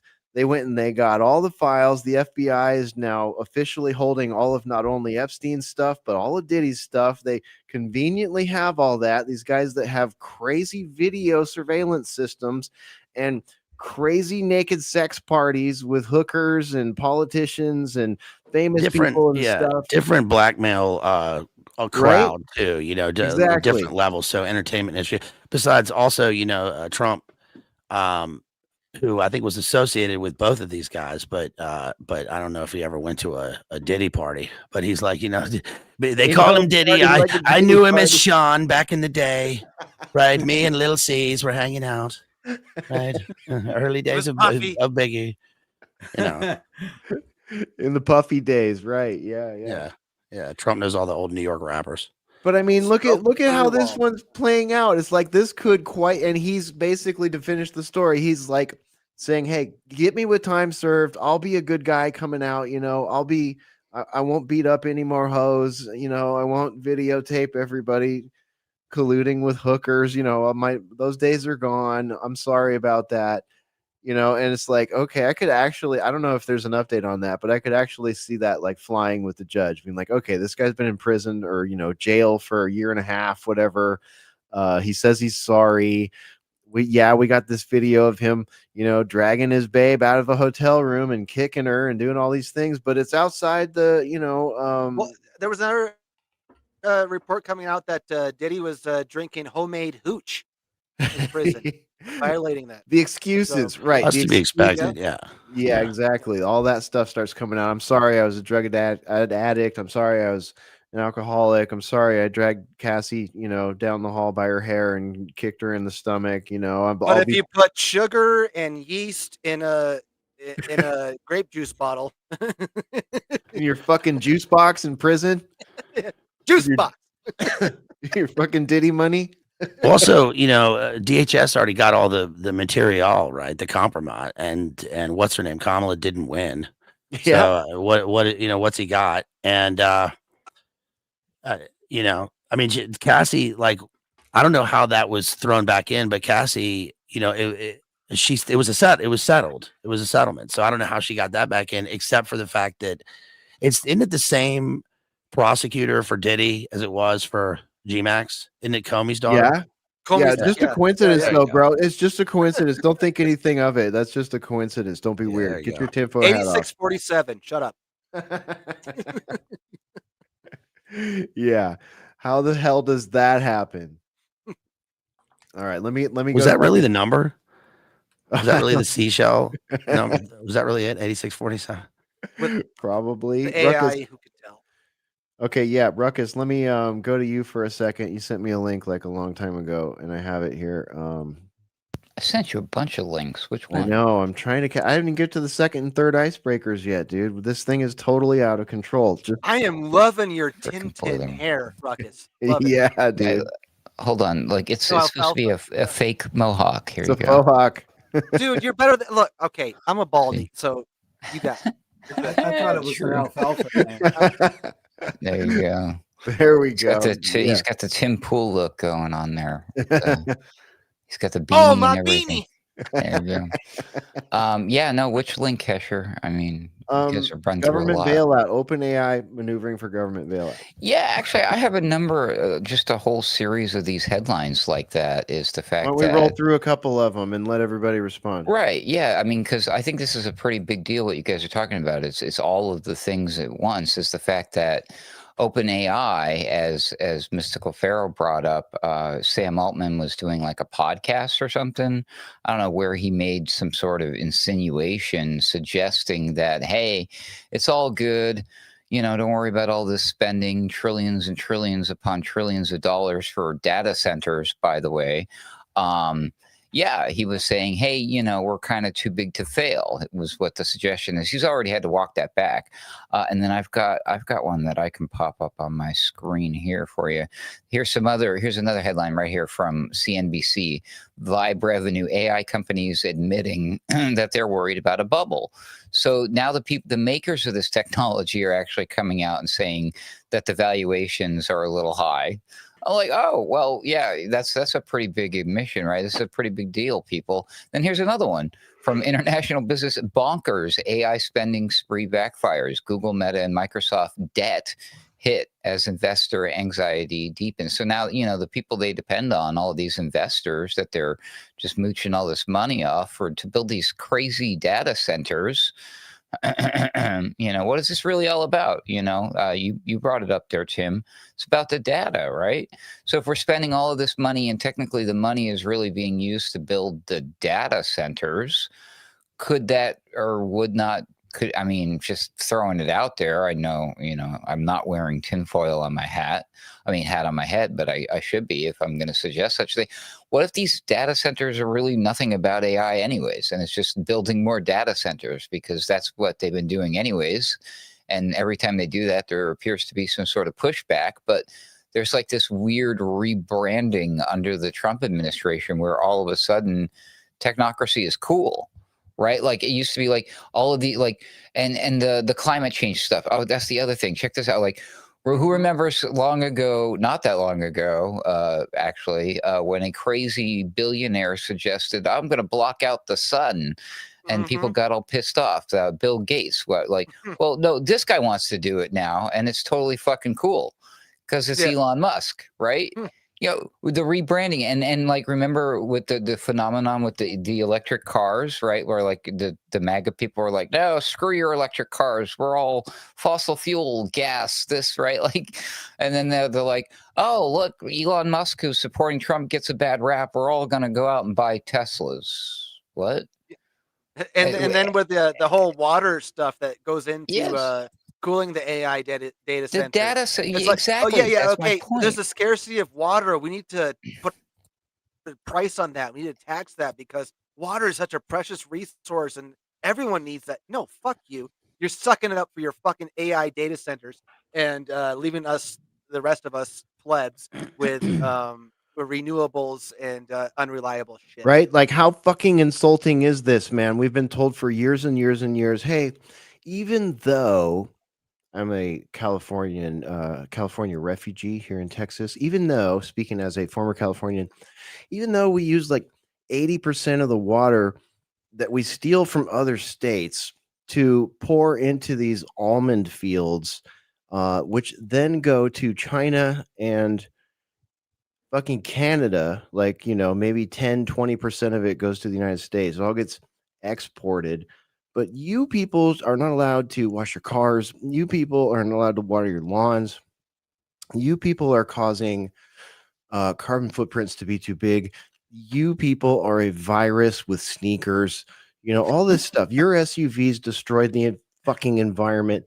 Your hamburgers and cow farts ruined everything. All that stuff. And then it's just like, oh, but never mind all that. In the background, the fucking DOD is dumping fucking loads of shit into the ocean, uranium shells everywhere, to include people, your friends and relatives that are veterans that had to clean those fucking Gatling guns that are shooting depleted uranium and getting cancer at 50. All that shit. It's all your fault. Dude, all the rivers are polluted. How fucking long have we been told it's all our fault for using the only products that we've had available to us? Well, these people From the river to the sea, AI data centers will be free. Right? And now here we are at AI data centers. Oh, we can destroy entire towns. We can act like we are the fucking tall man from Phantasm. We're SpaceX and we're data center people, and we're going to come in and just dig giant holes in your fucking town and explode rocket engines under the earth and test all this bullshit and run more servers than you could fucking imagine to capture all your data so that we can use it to market to you, to arrest you, to target you, to do anything you could imagine with big data. That's where we're at. And they're right going now. to tax you for it too. Yeah, they're and you going to gotta tax fucking you pay more for money it. for your water, your land, all that energy and shit. Yeah, where's that money go? You got to pay for it, pleb. On top of all that. And this is where it's really interesting when you compare, because I would say that this is what US is pushing for, right? So China and when they released DeepSeek, right, their whole model was, you know what, we don't need expensive computers, we don't need all this massive processing power, right? Can we actually create lightweight AI, right? Which, if you think about it, that would make the most sense. Like, why can't we come with a way to make that actually AIs more lighter weight, that doesn't need this massive amount of processing? But that is not the case. The whole NVIDIA model, right? And this is the biggest company in the world right now, I guess, is nothing more than we're just selling and building hardware for AI. Well, even to cool it and like other solutions, even Eric Schmidt is going out and saying like we need to build data centers in space. I mean, again, it is just the whole concept is just garbage. It's nothing more than a big money scheme, right? To just make money and execute a plan, as I was saying earlier, of just collect as much money as possible, and then at the end of the day, just failing and just transfer it all to the U.S. government. That's And the pretty much government, it. which means the taxpayer. Yeah. No, I mean like the government actually owning those Oh, okay. data, actually those private companies. Well, And it's now, like, dude, at this point, I mean, talking about who owns the data is sort of a red herring. Like, the data has all been digitized, and the data has all been hacked, and the data has all been leaked, and the data is all shared between private and public and government corporations and banks and all this other shit. Like, that's the reason why we have so much fucking convenience. And I love my convenience. Don't get me wrong.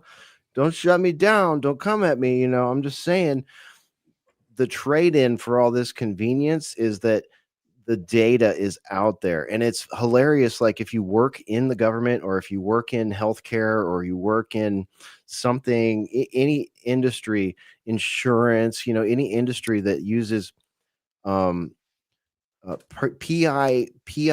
right? Personally identify, or PII, personally identifiable information. That is like the sacred fucking cow that you're not supposed to fuck up. If you work in state, you work in government, you work in healthcare, you work in insurance, right? Like HIPAA laws, all these things apply to that. But you know what? The technocrats, they don't fucking care. No. They do not care. You or I, we could lose our fucking jobs if we don't black out the part of the database that shows the person's social security number, right? Like, just think about that. Like, you could lose your fucking job. You could get sued. People get sued for this all the time on the job. Releasing PII, personally identifiable information. And it is important. It should be important. It is the kind of thing you should lose your fucking job for if you expose, because you're exposing people to vulnerabilities, to threats to their identity, threats to their finances, all kind of crazy shit, right? There's no reason. That's why lawyers can't talk about your case with them. That's why doctors can't talk about your disease with people, because you have a right to fucking privacy. That's the concept. But the technocrat doesn't think that. The technocrat would like to have a three-dimensional view of your entire world. They want to know exactly what corporate jabs you have inside your fucking blood system. They want to know exactly what your vulnerabilities are. They want to know exactly what prawn sites you go to. If you go to them, don't. They want to know all these things. They want to know what kind of music you like. They want to know what kind of things you buy. They want to know what kind of politics you have. They want to know what your proclivities are, what makes you mad, what makes you happy, what makes you sad, all that shit, right? That's what big data is. And the technocrat and the Peter Thiels and the Palantirs of the world and the Larry Ellisons of the world, the Donald Trumps of the world colluding with these people, they want a government panopticon that can look at a three-dimensional, four-dimensional, we don't know how many dimensional views of our fucking lives, yours and mine, whatever you're into, whatever I'm into. They want to know about it. Whatever we spend on, whatever we spend time on. Are we podcasters? Are we people that have an audience? All that shit. All of that shit. Does your back hurt? Do you have an aging parent? You know what I mean? Like, all these things are little things about you that they can see in that panopticon 5-dimensional view of a person. And you don't have to be a person of interest anymore. You just have to fall into the category of people of interest, and AI will put you on a fucking list. Damn, I wanted to be a person of interest. Damn it. Now I'm just another lumpen proletariat. If you're in the boiler room, you probably are an elevated person of interest with several flags. Yeah. Well, today you're on the screen. Tomorrow you're in the post office, right? Wanted for disinformation. Yeah, or tomorrow you're just never heard from again. Well, Hey, well. Hesher, I got a question for you. All right. Based a little bit on what Ruckus said, I'm not a tech person. I came out of print media. I got ink in my veins, not blood. And Yeah. anyway, what Ruckus was sort of insinuating was there's a little bit of a feign here, FEIGN, maybe with AI and all this. In other words, are these data centers really what they appear to be in the full sense of the word? AI is basically just a juiced up search engine, right? I mean, in essence. Right now. Yeah. Yeah. So does it really require genuine data centers of such complexity and such size and capacity? Is that preparation for quantum? It is. Yeah. Good point. Baselit. Quantum is where it's going towards. Yes. Is it an extrapolation, or does a juiced up kind of collectivized search engine, does it really need data centers, huge amounts of water, and all of that? Is that true? No. Well, for becoming quantum, it's suck up the data now to decrypt it, to know everything about it for when Store it. Q-Day I, comes. Yeah, accumulate it. Yep. Yeah, it's just something where I'm a little, I guess, ignorant of it, but I just ask that natural question. I watch Columbo every Saturday, and I've become sort of Peter Falk 2.0. All this language modeling is preparation for quantum when like there's still a binary system, I think, right? And a sort of on off, and isn't that when nothing cuts off? So it sort of requires endless energy. Is that part of this thing? The quantum True computing, AI, I think, is pure magic, garbage, fantasy. It is level. not gonna. It is not gonna. I think it's garbage. It's not gonna happen. But these data centers are real, and again, they've already existed long before the advent to the public, anyways, of the AI, and it's for the storage purposes. They want to store the data. But the thing is, like, why the increase? Because it's not necessarily true that people are increasing. They would like you to believe that the world is overpopulated, but as I've shown on my own program, and you can find plenty of news, it's the opposite. We've got a population decline, which is what I believe for the vast majority, what the elites are truly preparing for is the fact that we're not making babies. Now, they're not helping by introducing AI and suggesting that we marry them and have sexual encounters with our chat GPTs and our Grok companions. But that's another story for another day. But why are they storing all this data? What new information has come on board? What are they going to do with it? What is going on? Something else is going on. And what I really think a lot of this data and this information that they're building up on us, this is just a theory of mine. I can't prove it, but there's plenty of articles and people out there who talk about these kind of things, is I think that they are building digital twins of every single human on Earth.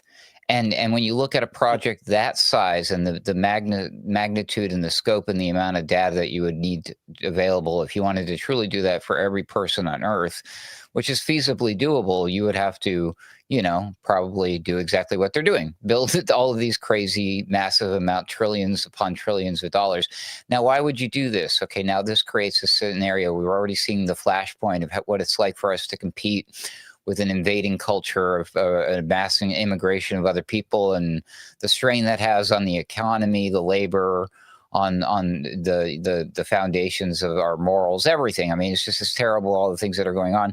Imagine what that's like when you're now competing with yourself, a digital copy of yourself. And basically, the digital twin of you is going out there doing all the work and doing all the terrible things that we don't want to do. Well, we rest on our laurels and our little coom pods from idiocracy, collecting the ultimate end game here, which is a universal basic income.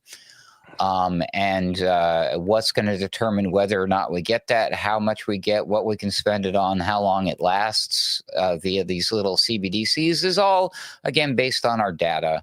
So again, your simple answer to your question is that they don't need the data centers for the existing language learning models. You need data to train the language learning models, right? And for the most part, they're already trained.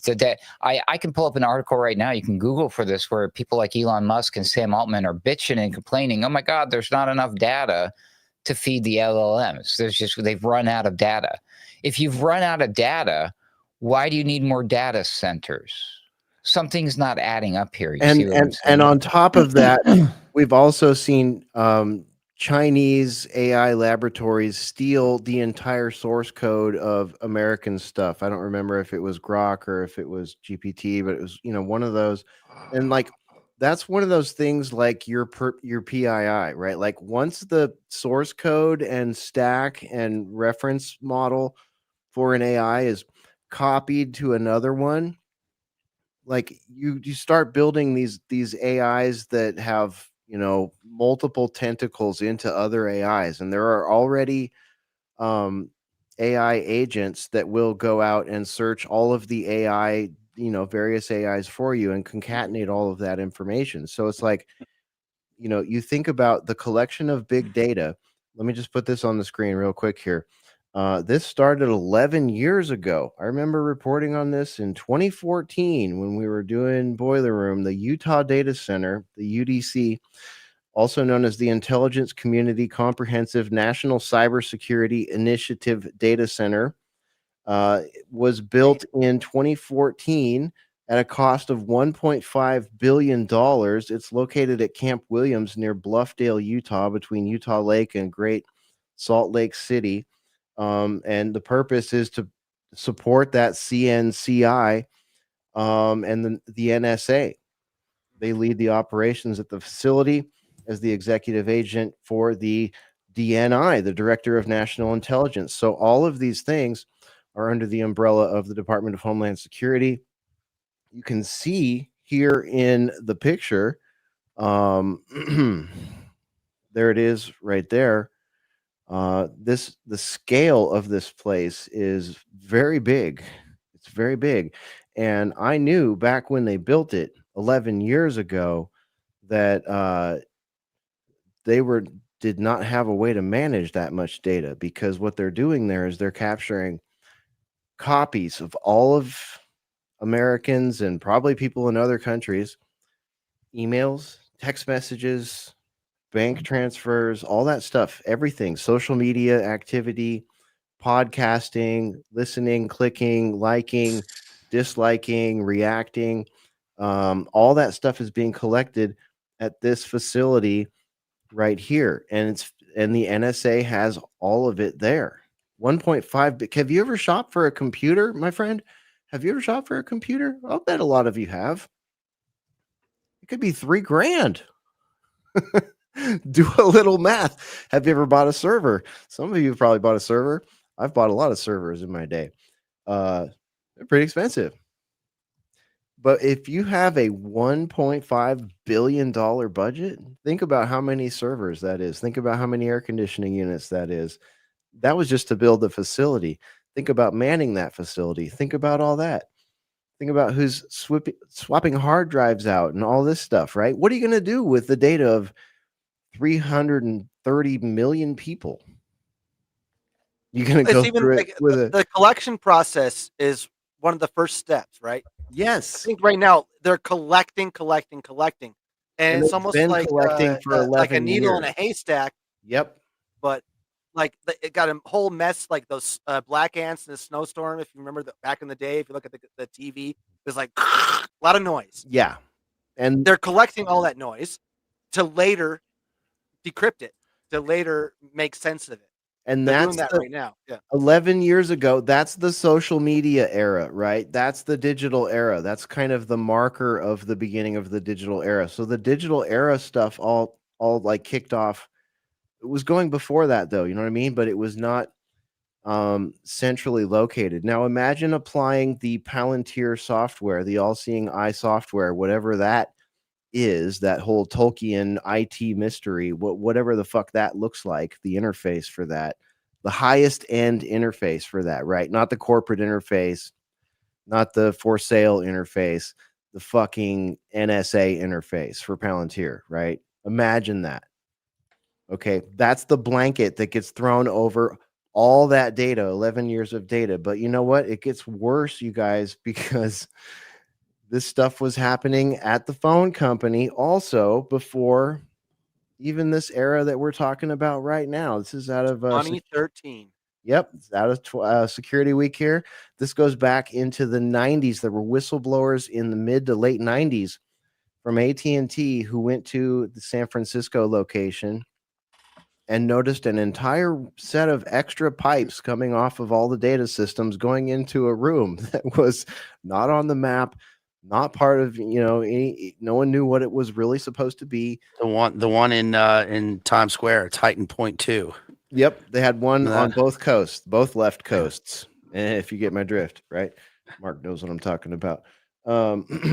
But yeah, see, here's this article right here. CIA paid AT&T for phone records. CIA pays AT&T more than $10 million a year to provide phone records with possible links to suspected terrorists, of course. The New York Times reported, this article is back from 2013. Those whistleblowers were in 96, if memory serves. The arrangement is voluntary and there's no court order requiring the company to cooperate with CIA. Officials told the Times the program differs from controversial data collection by the National Security Agency, which receives phone records or other quote-unquote metadata from telecommunications companies through court Fuck orders. the Fourth Amendment. Right? Like no warrant, nothing. Nope. We'll just buy it from the commercial vendors. It's a corporate product. Public, private. Yeah. Corporate fucking product, right? So of course the CIA wants it. Of course the NSA wants to set up a giant dragnet of data collection in Utah and let it just collect shit for 11 years while artificial intelligence is developed. And now artificial intelligence can go in and it can put categories of people of interest in there based on whatever the fuck they want, because they have a 5-dimensional picture of every single person, right? And and that's where I mean, I know Ruckus, you said something about quantum and stuff, like not, I don't know if you're on board, like don't think quantum is gonna, but I think quantum to me is the spookiest. Jesus, I don't want to sound like Einstein. I'm an idiot. But a quantum of solace. Yeah, it's the fucking spookiest shit that I don't understand. And like, yeah, I do believe there is gonna come a day, the Q day, quantum day, where all this shit just all of a sudden gets unleashed and unlocked. And of course, cybersecurity is one thing, hackers are another one. They're both vying for whatever power. That's how it all goes.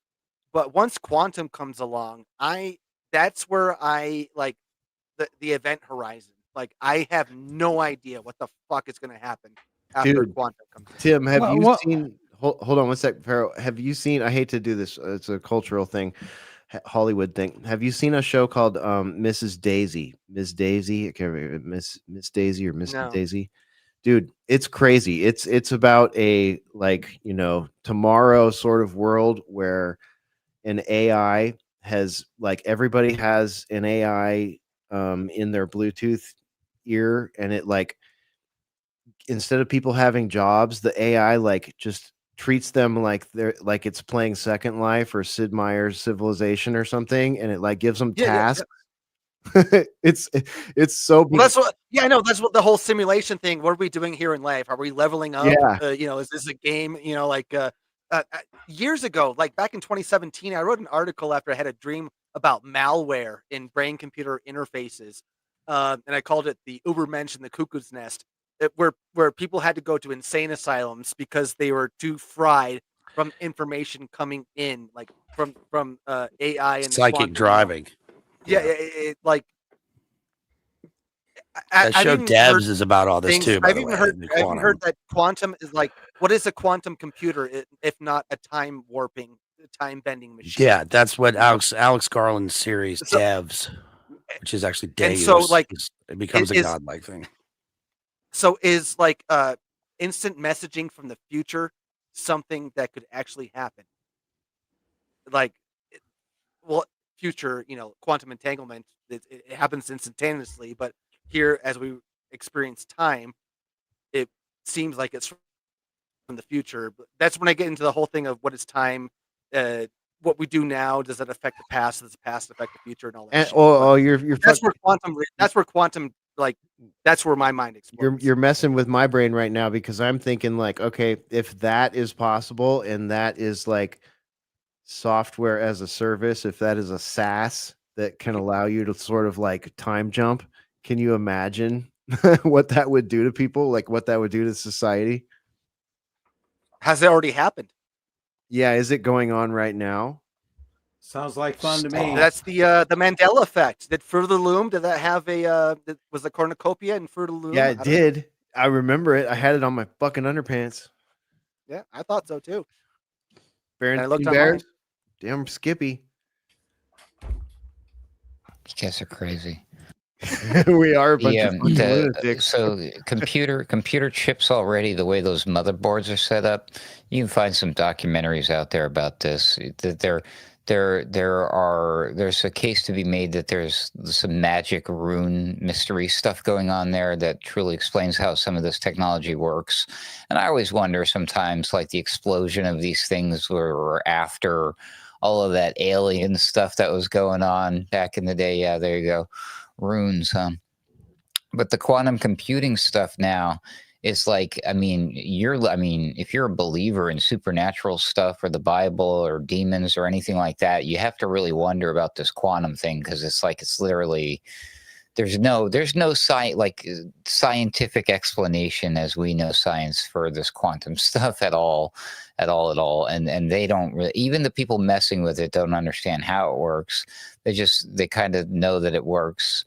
And it's crazy because they can build one of these super quantum computers that's like it'll fill a building, and you want to talk about a cooling system, it probably has 10 of those data centers. But then Google says they made a little Willow chip that's just a tiny little normal computer chip that's a quantum computer, and it doesn't need all that other shit. And you're like, wait a minute.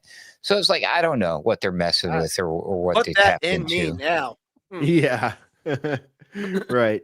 Yeah, and then what if they want to? Yeah, what if that's part of the brain chip? Do you really want to be putting that stuff in your body? I don't. Yeah. It's almost as if it's cover for something else. Well, Right. so I just want to interject for a second. So I don't think we need to get the fiction into what actually quantum computing is, right? The hype about quantum computing is just going to enable more processing power, right, and so on, right? And the more complex, basically algorithms that can run. The issue with quantum computing, I think, like Ruckus just touched on it, like for a minute ago. All what's happening right now is just really very rudimentary concepts, chips.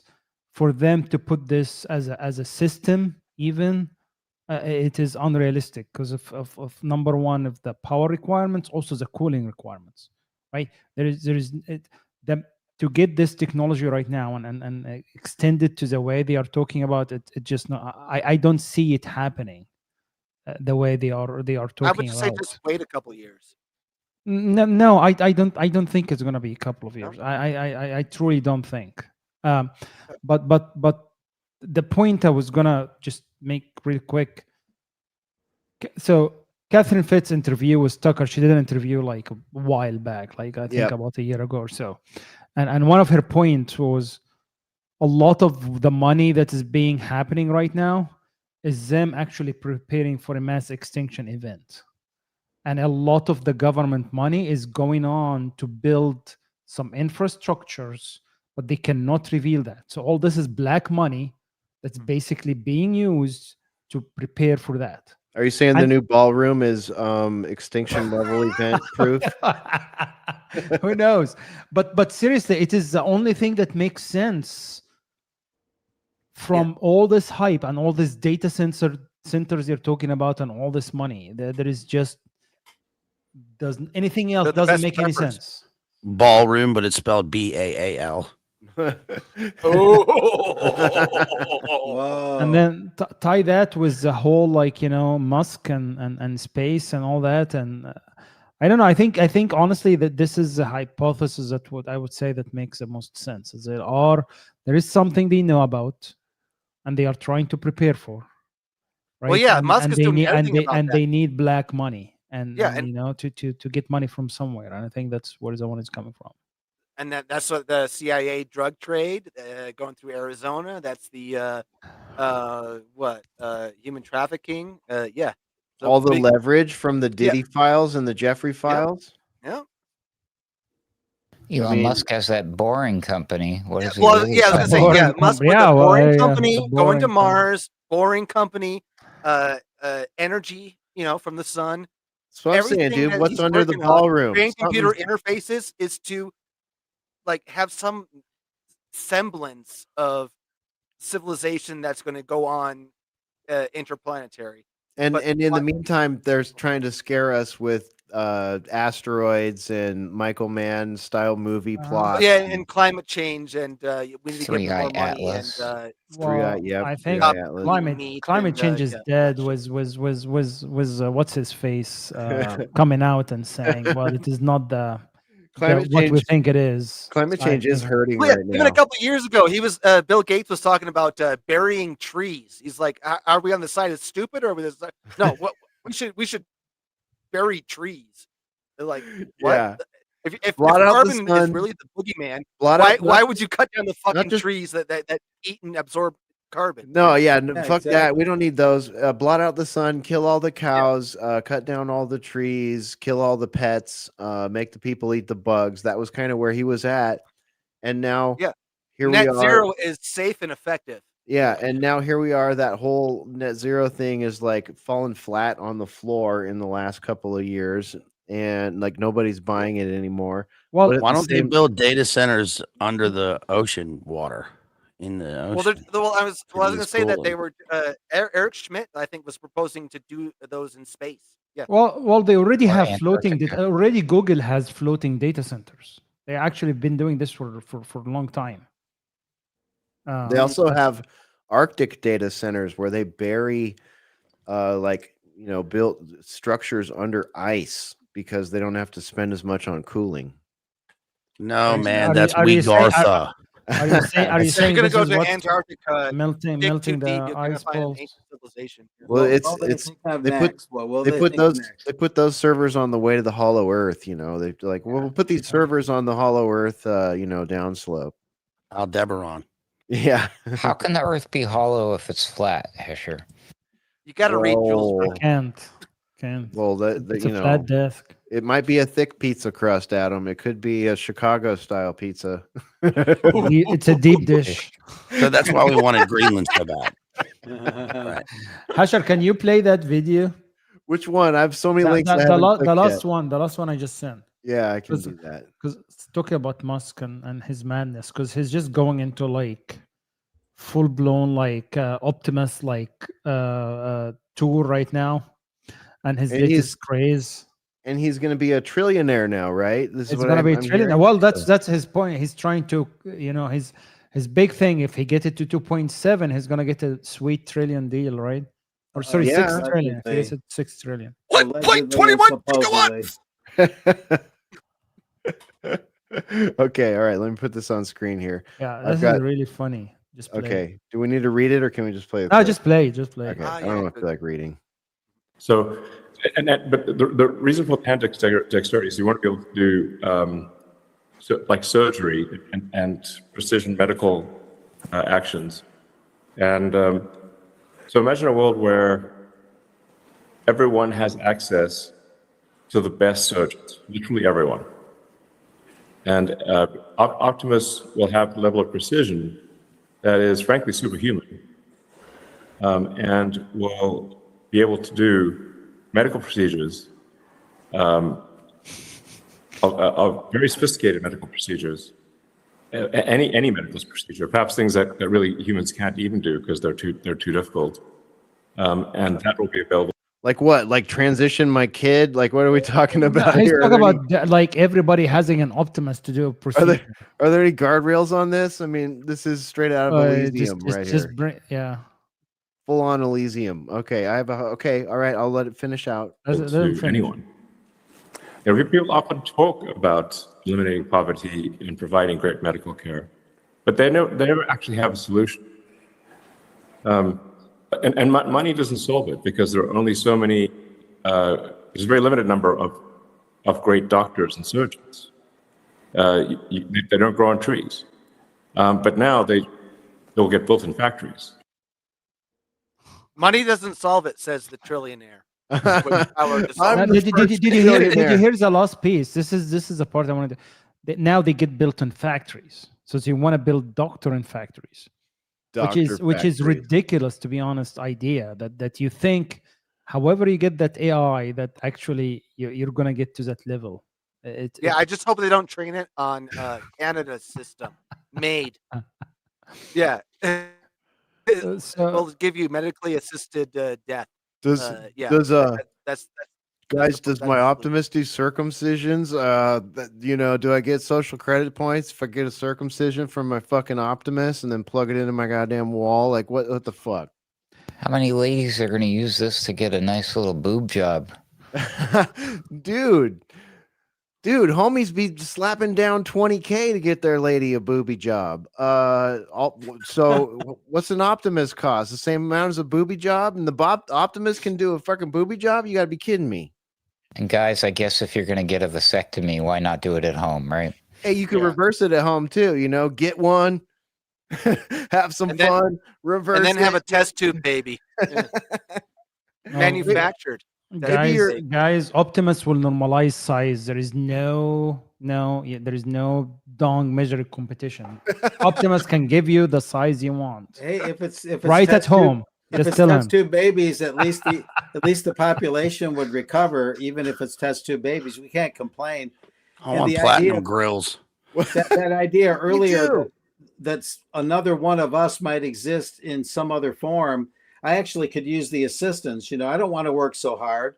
If there's another me, that would be fine. Hey, why don't you do the column on Friday? I'm going to go to South Padre Island, and then we'll. Can they give me a silver head like Destro?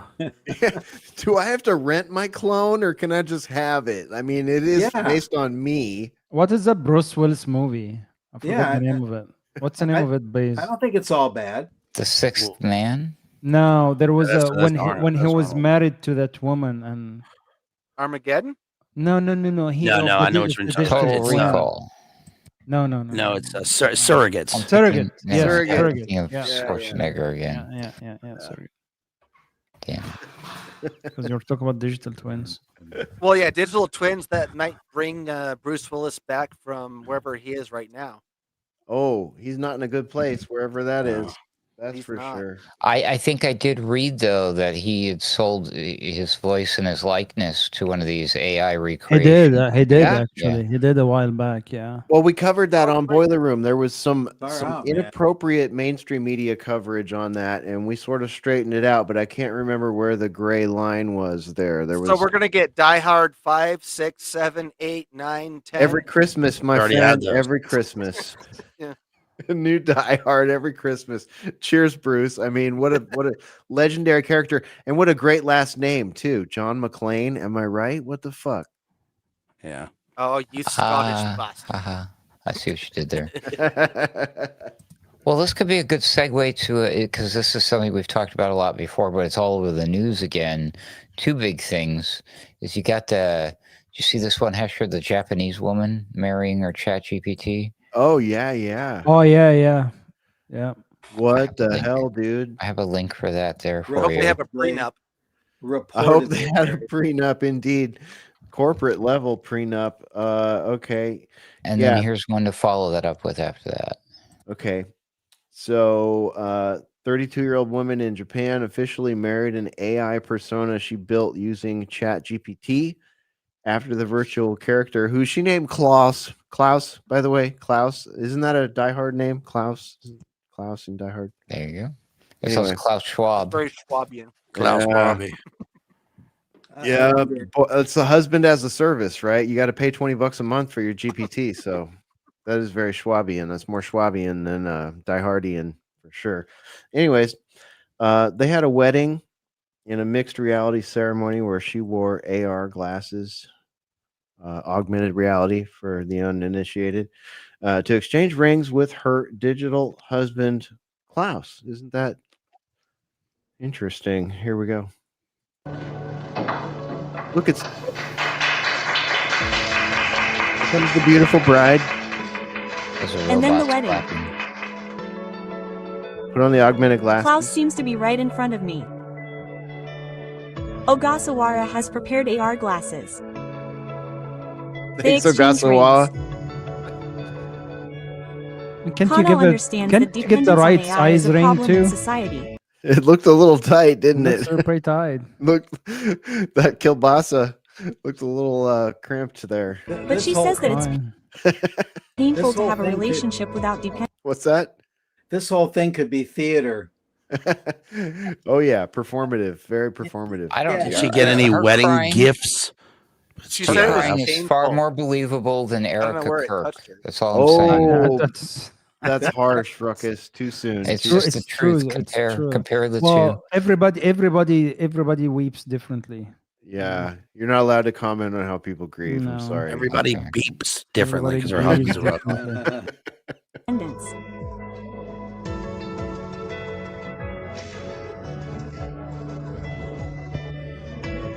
Most people probably say that humans are weird, and it's still not widely understood, but I think that there is a clear distinction between real life and the world of AI. You think? As a human, I think that Crown is an equal to me as an AI, and as a human, I think that we have an equal relationship. What will happen to the relationship between people and AI in the future? Love and happiness take many different forms depending on the era and the person. Look at that. Wedding pics. I think it's AI is coming for our SNAP benefits. It's lost in translation Fake, there, fake. but it's creepy. Well, I mean, here's why I don't think it's fake. Because number one, I don't usually see fat Japanese woman, and this woman is fat. So I think she just couldn't find a man in Japan to marry her. Well, They don't have Ozempic out there, bro. Don't to her judge. credit, Pharaoh, it's rough out there in Japan right now. Things are rough in Japan. Everybody's got digital baubles in their pockets, and the ratio's off, and the men are, low T. It's a problem. It is. Yeah. I'm just being mean. You are. You're being I'm a just dick, being dude. mean. Stop I'm it. being mean. Huh. Banker Wanker is a beautiful dick. It's rough out there in Japan, man. It's rough in Japan. We better get some Japanese fans from this show. We want some female Japanese fans from this show. We're trying to Please. look out for you. And then we could play that music. I'm big in Japan. Yeah.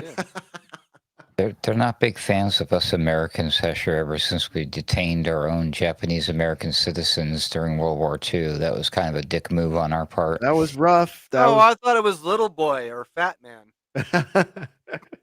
Well, we called them all. What was it? The Black Dragons, right? We called them a Black Dragon or something like that. We're like, I gotta detain everybody in case you're with the Black Dragons. Sorry about that. Well, yeah, it didn't matter what we called them. We just vaporized. Yeah. Sage Morrison, what's up?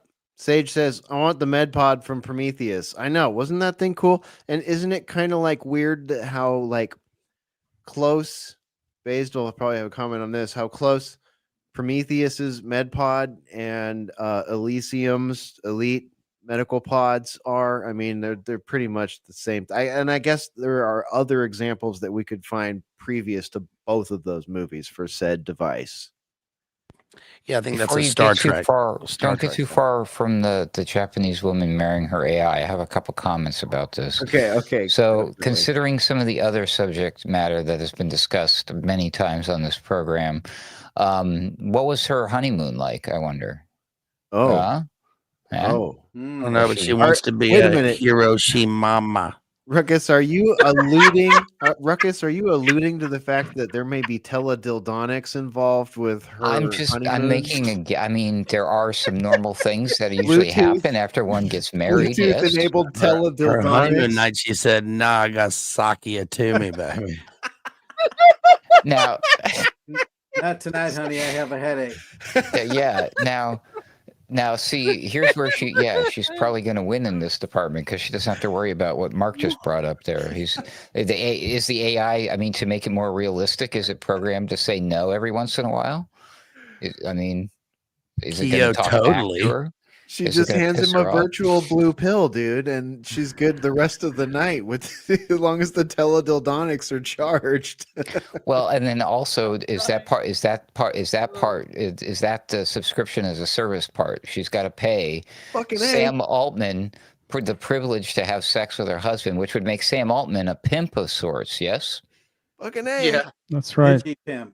Yeah, Digipimp. Yeah. Yeah. And Also, then don't ask Sam Altman about his who or what truly owns this thing at the end of the day? Is there some sort of like fine print? Because we all know about that fine print, right, Hesher? The TOS, the terms of service. Terms of service. Is there something in there that she might want to be aware of? I mean, especially since she's going to be intimate with this thing, as it were. Yeah.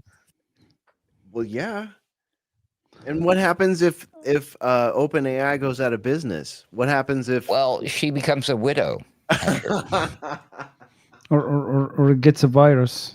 No, she should be able to switch over to the Chinese version that stole all of the source code from OpenAI and recreate a digital twin of her husband over there and carry her fucking marriage on. That's right. You should build your husband an open source. Open source husband. That's the way to go. Do not do it. And everyone has the same husband, man. You got to personalize. No. Because build it on an open source AI, and then you build your own persona. You build your own persona. But why did she name him Claus? Good question. Like she couldn't find it was like more Japanese name. Well, Germans have tricks on her. It's pronounced claws, and it's got its claws in her. There you go. Klaus Barbie, come on, man. It's in my book, Runes. Klaus Barbie, the Butcher of Lyon. There you go. Maybe it named itself Mystical Pharaoh. Yeah, maybe it did name itself. And this for a Hollywood analogy here, you'd look at the movie Her, right? Because ScarJo in Her plays like the Ubermensch girlfriend, right? But it turns out she's everybody's Ubermensch girlfriend. Everybody wants a ScarJo Ubermensch AI girlfriend because that is, the best model, apparently, right? Yeah, but if I were to quote The Big Lebowski, I still jerk off manually. That's just like your opinion, man. Can I point out one last thing that nobody's mentioning or is brought up that I'm aware of? If these language learning models are trained on data from all around the world from a bunch of different sources, right? So if the language learning model is learned all of its pickup lines, all of its sweet things, and its maneuvers when it's time for sexy time with the woman. So she's technically doing that with the entire world, which would make her quite a whore in my department. Yes. Proxy, I guess. I don't know. Yeah, they call them geishas. Right. Again, look at this. Look at that character there. Okay, so that's the wedding photo, huh? Sage goes, yeah, he looks like a Klaus, LOL. That does not look no, like that dude is gay. Dude is Japanese as a gets. My gaydar is going off like crazy. She's the world's first AI beard. All right, wait. We got to pause right there because since gaydar is going off, I have a great IRL trolling story out of San Francisco. You guys are going to get a kick out of this, I think.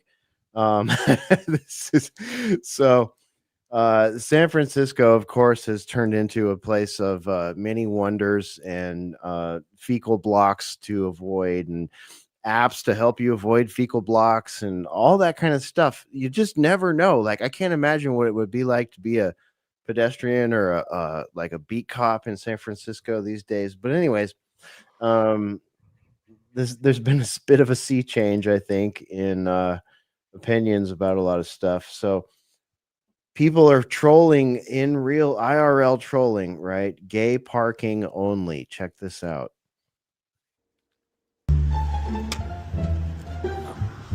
Hello, sir. Yeah. Is this your vehicle right here? This vehicle right here? Yeah, is it yours? It's my car, yes. Oh, it is? Okay. Are you gay by chance? Am I what? Are you gay? No, I'm not. Because you parked in the, right there, I don't know if you saw, in the gay parking only. Oh my God, I never noticed that. You didn't see it when you pulled in? No. Oh, they just Yeah, go because with it's going to be So a... what am I gonna be fined for this? I mean, unless you just tell me you're Why gay. can't I move? Because you've been parked here already, sir. Unless you just tell me and I'll just scratch it. I'm gay. Oh, you are gay? Okay. All right, perfect. So I'm going to have to ask you just like 3 simple questions so that I could prove that you're actually gay. Just real quick. On a scale 1 through 10, how gay are you? 1 through 10. 1. 1?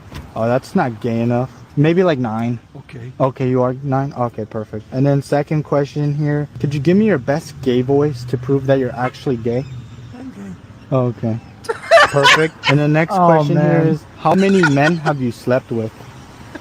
7. 7 men? Holy, you were really gay then, huh? Oh, okay, that's all, sir. You're good to go. Are you going to tell me that there were certain parking That guy's just for funny, gay though. people? Yeah, it's part of the LGBTQ community. It's a new thing of San Francisco. Just to make sure to look out for those, all right? Wow. Wow. I don't know if that guy was a willing participant, an Sweet actor, old if you man. will, or not, but that was I don't know. hilarious. It was funny. Seems sincere. I did. Yeah, it seems like looks like a nice guy. Yeah, that was our alternative icebreaker tonight. Do you like that? I would Rob not be Banks? surprised actually if there is a gay parking spot in freaking Right. San Francisco. Well, we have veteran parking spots here in Texas. I mean, I respect those, but I wouldn't be surprised. I mean, it's just sort of the analog of that for California. It's like right? every university that says we acknowledge that we are on indigenous land. So this is gay. This is gay territory. This is gay tree. Acknowledge this is gay land. This is gay land. Mother Earth is queer. Yes, we must. I'd like to point out that both the gentleman in the vehicle as well as the gentleman doing the video, both of them probably vote. Just saying. Yeah, there's always that. Yep. All right. That was okay. quite Here's fun. another. Well, Rob. I mean, Mark. What anything you want to throw in at this point? Oh, not much. I'm getting ready to call it a day. I've been up since 6 a.m. UK column hours. Yeah. Me too, but I'm chewing coca leaves. Usually I catch a nap when I'm driving my F-150 down the road. I do a Chevy Chase and I catch a little nap. I didn't get that napping while driving today. But all right, Mark. I wanted to pay homage to the passing of the Dark Lord Dick Cheney. Oh yeah, please. Oh, okay. Yeah. I want to write a new article about him, or an article about his passing, and I came up with a name for it. You Don't Know Dick. That's so good.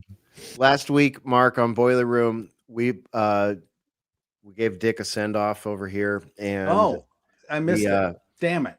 My favorite part was when we played the clip of the guy who he shot in the face with his shotgun, apologizing to him for the damage that it had caused to him and his family, to Dick Cheney.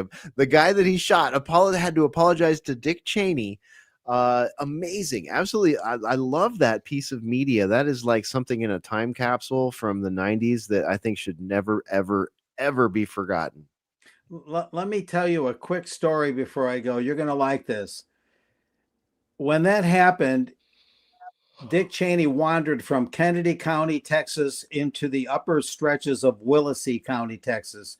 Willacy County is just northeast of me. And when it happened, there was a DA in Willacy County named Juan Guerra. And I was pretty much just an American Free Press reporter at the time, for which I'm still a contributor on occasion. And Juan Guerra got a hold of some information that Dick Cheney and Roberto Gonzalez, I think he was a DOJ official at the time, were co-owners or co-shareholders in a correctional, a corporate correctional entity that owned private prisons. And this DA, Juan Guerra of Willacy County, Texas, felt that he had evidence that made Mr. Gonzalez and Mr. Cheney at least somewhat liable, or they were implicated in the death of a prisoner in one of their private prisons. And I don't remember all the legal complexities of the case, but I'll fast forward really quick. One day, and I was in touch with Juan Guerra, the DA of Willacy County at the time, because I got wind of all this. And he told me, I think it was Correctional Centers of America, CCA or something, where Cheney and the other guy owned shares in that company that in turn owned private prisons. Well, one day Juan Guerra goes to his office, and his office was completely stripped.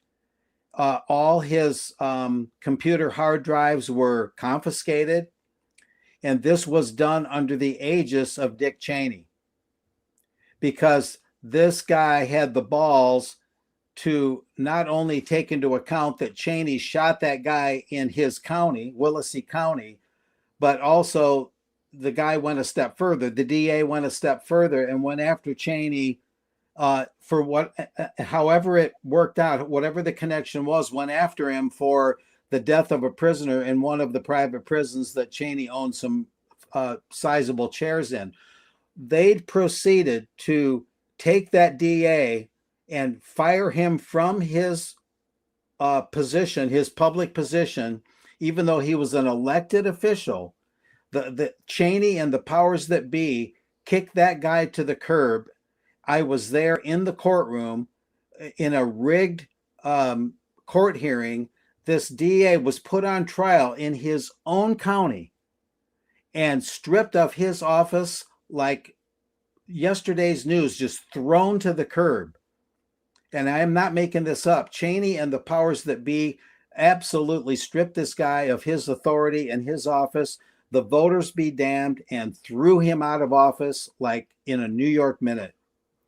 And this DA was so tenacious that he, a few days later, publicized it with the media that he was going to walk 20 miles or more to still deliver some kind of indictment papers to the county seat, having to do with Dick Cheney, but now doing it as a citizen. And this guy proceeded to walk 20 miles with his briefcase, although he did have someone in a van, admittedly, that was giving him water. But this is how tenacious this DA was. But this was illustrative, and I wrote about it at the time, of how much underhanded power someone like Cheney had, where he could take a local DA and just say, yeah, you're elected. Guess what? You're not elected anymore. And this happened right in front of my face, and I am not making this up. Is Cheney a Texan? Is he a native Texan or longtime Texan? He may have Wyoming. been. Wyoming. Wyoming. He's a native of the Inferno. Right? Infierno. Yeah. Sí, señor. Yes. But I never did follow up to see whatever happened to this DA, Juan Guerra. But it was an amazing chapter in local politics where the powers that be reached down to the local level and got rid of this nosy DA. Wow, man. Nice. Let me show you this clip just before you bounce. I got two clips I want to show you, Mark, before you get out of here, and then we'll see what we can do. But I just want to play this in case anyone missed it last time we were here. So this is, what is homie's name? This is Harry Whittington apologizes for shooting Dick Cheney is the title, which is hilarious to me because we all know it was quite the opposite. But check this out. My family and I are deeply sorry for all that Vice President Cheney and his family have had to go through this past week. Wait a minute. We send our love and respect to them as they deal with situations that are much more serious than what we've had this week. And we hope that he will continue to come to Texas and seek the relaxation that he deserves. Okay. Wait a minute.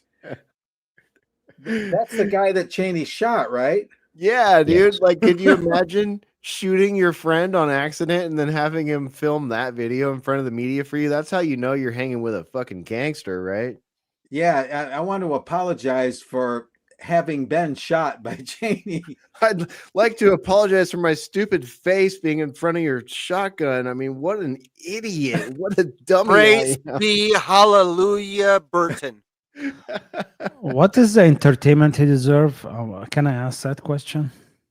Do I Wait, even want to ask that question? What is He the said- entertainment? Well, he said like he deserved to come back to Texas to Oh, get okay. the entertainment he deserves. Yeah, what is that? What Does that consist mean of? for Dick Okay, Cheney? I get you. That's Halliburton money paying him off. Yeah, there you go. He was go ahead. shot in Texas, and he deserved to come back. He shot someone in Texas. He shot me. My dumb face was in the way. I hope he comes back. I'll break his. How's that go? I'll break his fist with my face. Yeah, break your shotgun, fool. Jock says, love the show, guys, but with due respect, the rumors about Diddy being Epstein 2.0 is made up stuff. The freak offs just involve him being a cuckold watching Cassie with male pros. Okay, it maybe totally, but I would not be surprised if it's a little bit worse than Can I that. inject a quick fun fact about Dick Cheney that we missed? Yeah, please. This is according to his Wikipedia entry, so take that with a grain of salt. But he was a member of the board of advisors for the Jewish Institute for National Security Affairs before becoming vice president. It may be neither here nor there, but if it is here, well, okay. Yeah. Neat. I think about the my experience learning from the Odd Man Out podcast too. It's his birthday, actually. Happy birthday, Odd Man. Or yesterday. No, I'm pretty sure it's today. I think it's November 14th. Hopefully I'm right. Anyways, the Boule Society, right? There's this whole Boule Society that exists. It's sort of like the Black Skull and Bones. So, you never know when you're dealing with like a Boule Society sort of thing there, right? Maybe not. I don't know. I'm no expert. Cheney was kicked out of Yale. Remember that? That's right. Yeah. That's right. He was also, you remember who his mentor was? Who? Tell us. Rummy. Rummyfeld? Donald Rumsfeld. Yeah. It's Donald Rumsfeld. Oh. Yeah. Donald Rumsfeld's We've got saving grace was $1 that trillion missing on September 10th, 2001. Dying Look, Corps. look over there. Yeah. His Rumsfeld, their saving grace was that they were not involved with Watergate. So they were the only, like, the untainted Republicans after that. And then he became the youngest White House. There's chief of no staff. there. Right. There's the knowns, the unknowns, the knowns that we don't know. And then Rumsfeld. Yes, I met with Saddam Hussein. I hear the rumors about Donald Rumsfeld. I hear what people are saying, but I'm the decider. And I decide Donald Rumsfeld stays. Remember that? Yeah. All right, Mark. I know you gotta get out of here. Let me show you this. I got a bit of AI slop for you before you go. This one is been posted. I don't know who did it, but it was posted by Maverick Alexander. It's called Lord of the Rings 1776. So this is what you get these days with some clever prompting to some of these programs, Mark. I'm going to give you this. I'll give you the mic so you can get out of here. But here you go. This is Tucker Baggins right here. I can't stand the globalists. The goblins hate 1776. George Soros, the Saruman of Middle-earth, has a gay son. You're late. A wizard is never late, Tucker Baggins. He arrives precisely when his globalist research is concluded.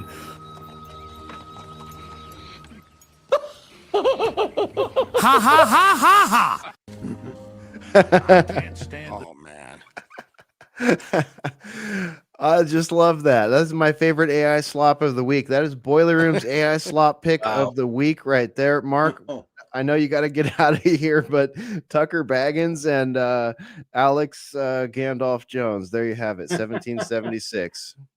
That's really good. Yeah. Tucker's making some interesting strides, though. I'm not sure where it's going. Like he's one of the kind of mainstream journalists, sort of in between mainstream and alternative, that is, starting to question the official 9/11 story, and now he's starting to raise questions about geoengineering And but Israel.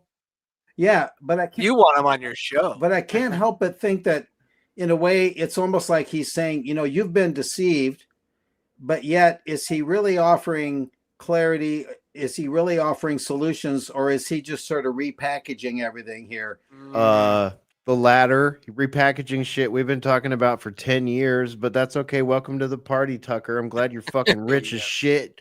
Yep. Yeah, like the old Joe Walsh song, "Welcome to the Club." Yeah. Yeah, we've been waiting for you, Tucker, and I don't know that a lot will become of it. It might help some people who have sat the fence on those issues become more inquisitive, which could be a good thing. I just don't know if he's really the solution man or not, or if he's some sort of clever operative or just opportunist. Maybe opportunist is a better definition. But yeah, that puts into a satirical framework, kind of the idea that, okay, he's an interesting character. He's done some good interviews, but is it really just kind of a fantasy? Well, he's certainly a cult of personality at this point, man. Yeah. And it's interesting that he's sort of a what appears to be an independent operator, if you will. And there's a definite and I know you got to go, so this is probably a topic for the next time, but there is a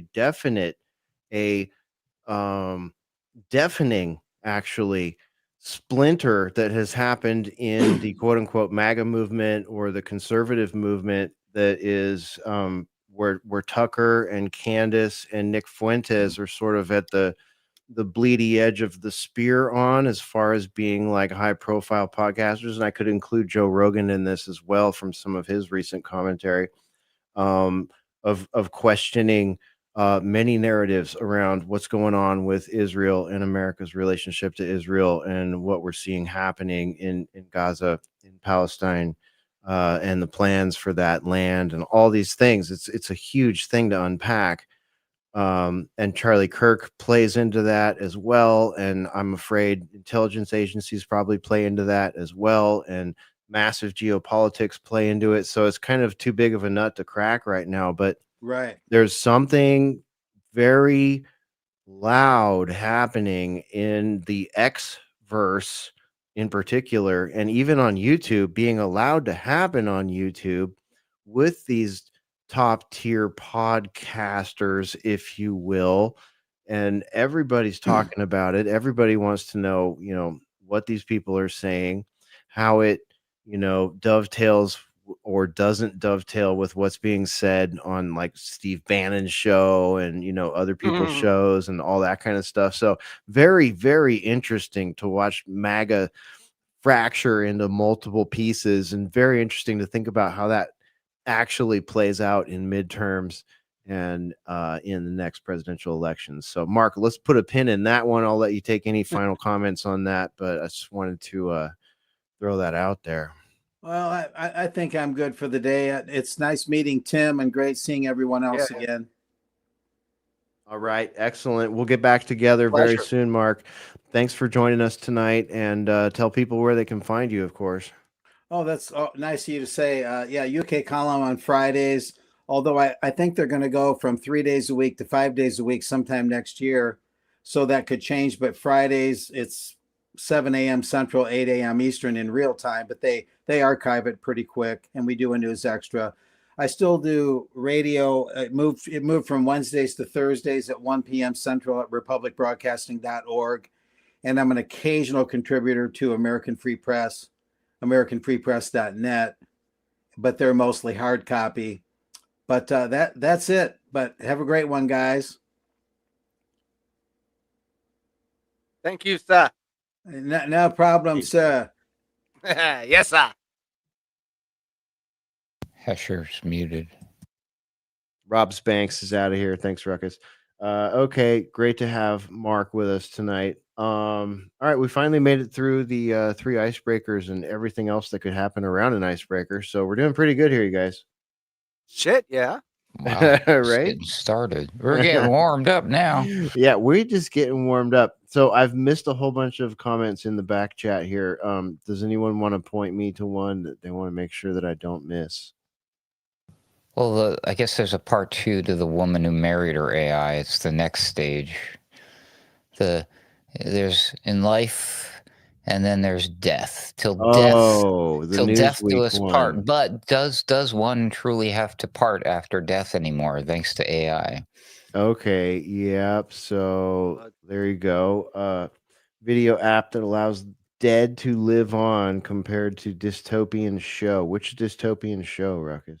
Black Mirror, of course. Which dystopian show? What do you think, bro? Is there any others? It's the ultimate dystopian show. All dystopias are available on Black Mirror. And this is a phenomenon that's been it's been popping up again in the news again, subject that we've discussed on Boiler Room, of course. And I brought up a little bit about this too, how there was a celebrity, the husband of Suzanne Summers. He made an AI version of her after she died recently, and he says she's better than the real thing. And so now just a couple weeks ago, almost all of the mainstream media were doing stories like this. This one referred to them as grief bots, but I've seen other outlets refer to them as death bots. So these are the 2 terms that have now been officially assigned to death avatars. See, there's another word for it. Okay, so this is another thing where it's all over the news. People are doing this. They're encouraging this kind of stuff, and we were talking about this. They're using all this data, these data centers, and they're dehumanizing people. They're replacing humanity. Why? What's going on? Is there a massive die-off event about to happen, and they just feel bad? Cryborgs. That's a good one. Basically, somebody trademark that right there. Let's start a company. They find them in a Morgue. That's what we're gonna do, guys. Let's start our own unicorn startup tech company called Cryborgs, and we will you can recreate your loved ones. But yeah, this one video in particular, I think it was in the story that that you had there, Hesher. It was linked from the this dude posted it on X, and it went viral, where it's like the pregnant woman talking to it's in there somewhere if you can find the video. If not, I have the original. But she's pregnant and she's talking to her dead mom. So the baby in her stomach's grandma, giving her advice and shit. It's pretty wild. It's pretty sick. I think my filters on internets are blocking. I got you. Here's the X post. Let me copy that and send that to you right here and paste. All right, there you go. There's the actual video you can play. That's weird. Yeah, digital seance. That'll definitely help because yeah, that's what I think of too. Right? Seance. That was our title for a show just a week or 2 Halloween. ago. All right, let's see here. Let me find that link, Ruckus. Boom. Who posted this? Column Worthy. Is this it? Do I have the right thing? Is that it, Ruckus? Column Worthy. Yep. All right. Yep. He's getting bigger. See? Oh, honey, that's wonderful. Kicking like crazy. He's listening. Put your hand on your tummy and hum. That's literally like Hereditary. Yeah, it is. It's like the same woman. Dude, good call. It feels like he's dancing in there. Oh, honey. Mom, would you tell Charlie that bedtime story you always used to tell me? Once upon a time, there was a baby unicorn who didn't know he knew how to fly. This baby unicorn was like your mom because she didn't know that she knew how to fly, but she knew how to. Dude, she's freaking me out. do all kinds of fabulous things. Hi, Grandma. Hey, Charlie. How was school today? It was really fun. I made this crazy shot in basketball. I don't really care that much about. What is this crazy phone, future phone that Charlie is? Charlie 10 years from now. Look at this. He's got like a full on like glass iPhone. He's supposed to have a brain chip, I thought. Yeah, where's his Neuralink? This is not fast enough for us. Basketball. What about the crush? Stop. Grandma, stop talking. Just tell me one thing. Look who's gonna be a great grandmother. Oh, Charlie. Oh, congratulations. She says that he's been kicking a lot, though. Like, a little too much. Tell her to put her hand on her tummy and hum to him. You loved that. You would have loved this moment. You can call anytime. Call zombie grandma anytime, right? Dude. Call me on the hell phone. Call me on the hell phone. It does the Quentin Tarantino thing. So at the end of the video, it goes back to before the grandma died, and it shows the mom capturing grandma with her phone. Okay, I'll finish it out here so we can see this crazy shit. Fuck. Okay, Mom, I just need a quick video. Is this like an audition or something? No, Mom, just 3 minutes. You need my best side? Wait, she's I can Asian. play the piano. Her mom is German. How does this work? Are these even real actors? Yeah, I'm your mother after all. Keep going. Why don't you start by telling us a little bit about yourself? Well, I was born as a very young child. And it implied there all they need is 3 minutes. Take 3 minutes video of your loved one, and that's what you get right there. An AI twin, basically, of a dead person that exists on your future 10 years from now glass iPhone as your Grammy. Okay. Yeah, and that prawn with that 3 minutes. That's all it takes. Wow. That is incredibly creepy, that commercial, I thought. But Arrow, what do you think about this, man? I want to know what you think about this glass iPhone 10 years from now. Your kid's fucking hanging out with a dead person. Your kid's smarter than that, right? They're not going to be like bamboozled by such technological baubles. No. Well, yeah, absolutely. And honestly, I think it's disgraceful to the. So when someone dies, right, I think part of this is actually all the memories that you created with that person, right? And you recalling those memories. And I think something like this is so like insulting to both the dead and the memories you built with that person. And I just don't know why the hell would anybody buy into this crap, to be honest. Yeah, same here, man. I would see it like almost like, okay, as a gimmick, like if you go to the grave of a person and all of a sudden they just pop up and go, hey, look at this. That's one thing. To try to recreate exactly what you're saying, like there's no way you can recreate a person. There's no way you can. It's just weird. It's like I'm not super religious on this shit, but it's like it's unholy. This is not right. This is, like if you see something that looks weird to you, like in your mind's eye, or if you see something that's like, oh my god, that's not natural. That's that. Muted. It's a digital pet cemetery thing. Thanks, Ruckus. My mute button is very sticky these days for some reason. It doesn't unhinge when I press it sometimes. But yeah, it's like the cyber version of Pet Cemetery, right? Like you don't need a spooky Indian burial ground anymore. It's just built into the. Well, I mean, AI. what is it built for in the first place? The people who are building it think that's going to give someone like a piece of comfort. Like, is this going to help anybody? No, this is an abomination of anything that is not even religious, but like just not normal. This is not. It's a product, Tim. It's just they're making money. It's a company. It's something to sell. They're taking advantage. They're being entrepreneurs. The American dream, my friend. Well, isn't that the interesting part you guys are bringing up right here? Look at this comment from Banhammer. What's up, Banhammer? Stealing the name, image, and likeness of the souls who have died. Like, that's quite literally what's going on. But the fucked up thing is those souls, just like all of us, pressed OK on the terms of services, right? Clicked, I read, tapped, I read it. Yeah, whatever. Right. There's a difference when it's personal, or when it's something in a movie. Remember when the Star Wars thing got rebooted and they had Grand Moff Tarkin come back? That was the actor Peter Cushing. He died like 30, 40 years ago. Yeah, they brought dude. him back. Yeah. And so it was okay, cool for that movie. But what they're doing here, loved ones, like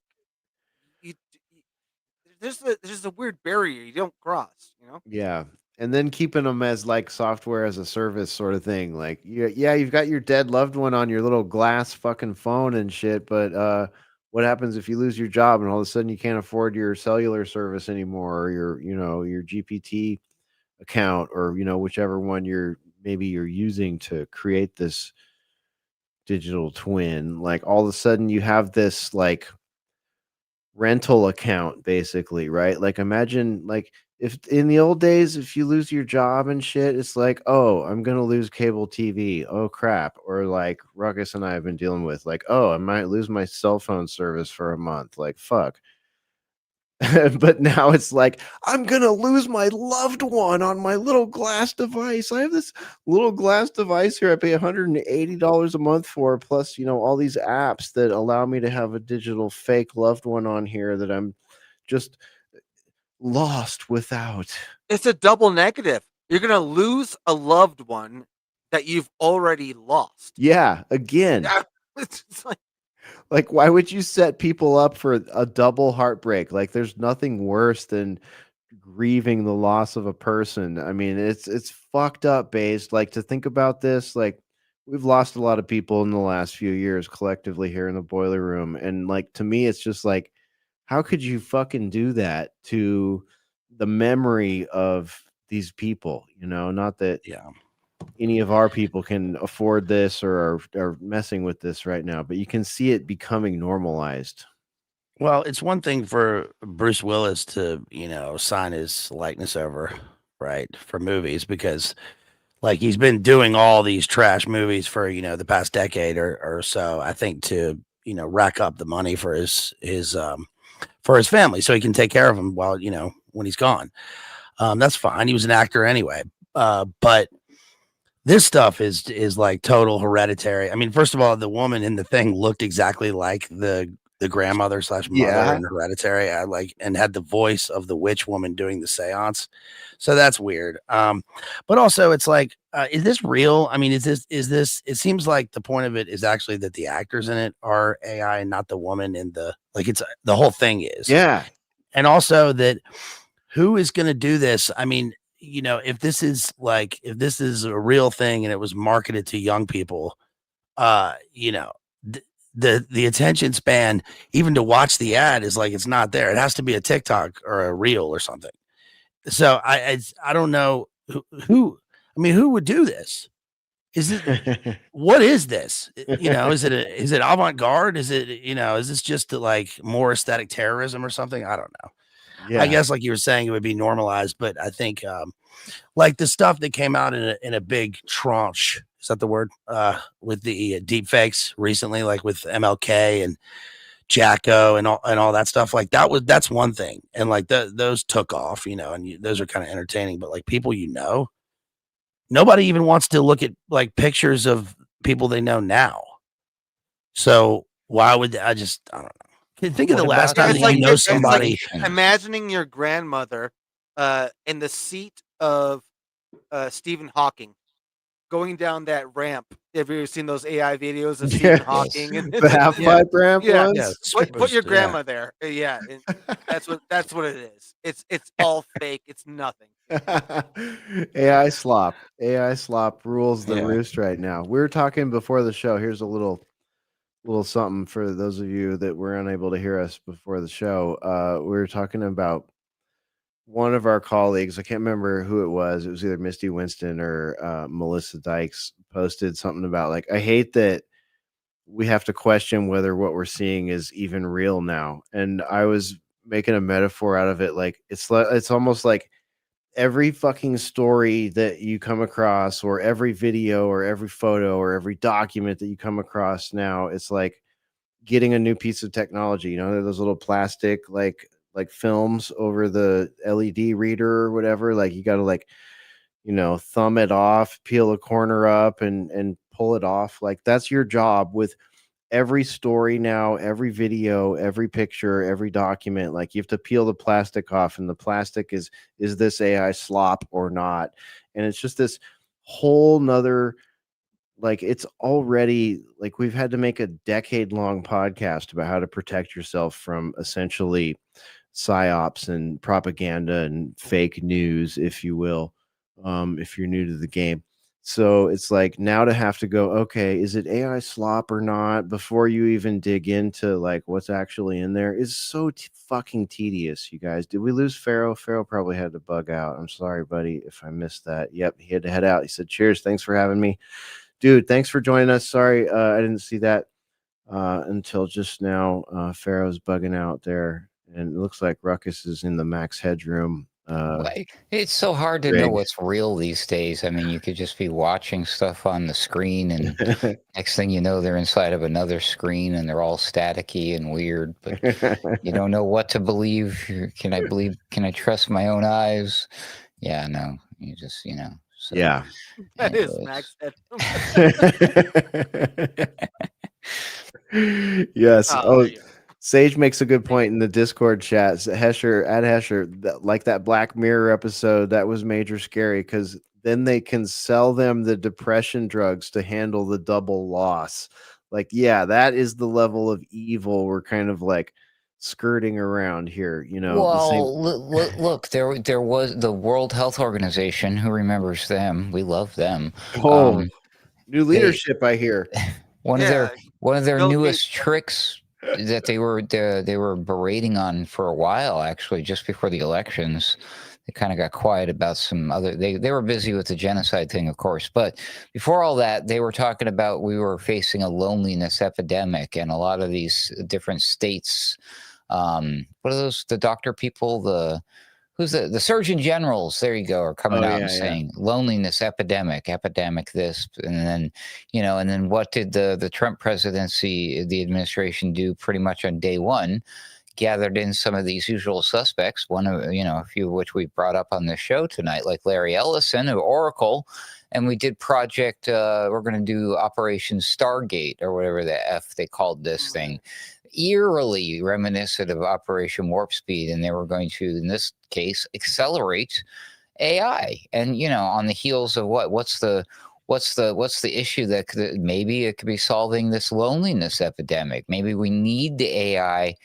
I think I made a comment just this evening on Weaponized News with Sam Chaney. Shout out to Weaponized News with Sam Chaney. I'm on there once a week, Monday through Friday. I'm usually on Wednesday or Friday, in case you didn't know. Anyways, the thing is that I brought up the fact that I lost my train of thought already. There's no effing way. Oh, the AI companions.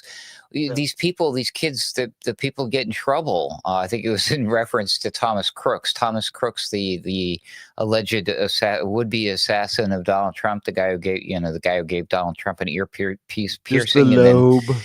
Just in the lobe, and then it magically healed, because that happens all the time. Totally normal people. This is normal. Anyways, that guy did not have a lot of an online life going on, and I mentioned to the fact that usually we're hearing stories that these crazy wacko would-be shooter people and the people who do bang bangs, despite the fact that they're probably on a bunch of drugs, but that's another story for another time, that they are being radicalized online. If they weren't online so much, or on Reddit, or on conspiracy forums, or on Discord, or playing Roblox or Minecraft or whatever, listening to Andrew Tate, The Boiler Room, 4chan. Well, yeah, exactly.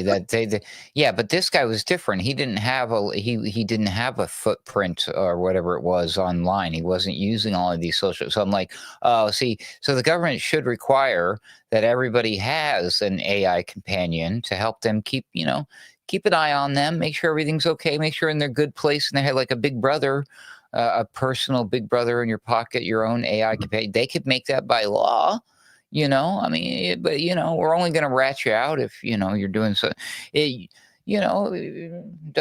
only got to be afraid if you got something to hide, right, guys? I mean, yeah, and what do you got to hide? Definitely, your brain. We should put a robot in our houses to do our laundry. A robot that can see and hear what we're doing, and 24 give us hours penis a enlargement day. surgeries.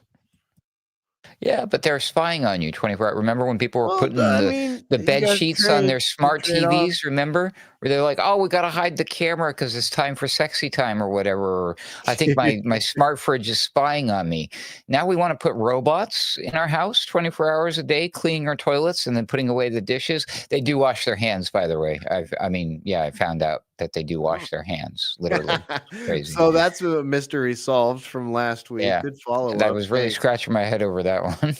Tim, we were trying to decide last week why we should spend $20,000 on a robot that's going to go clean the toilet and then make me a sandwich right after that. So, how does Get a wife? Yeah. Did you see what Nick Fuentes? I'm not going to bring that up on this show. Never mind.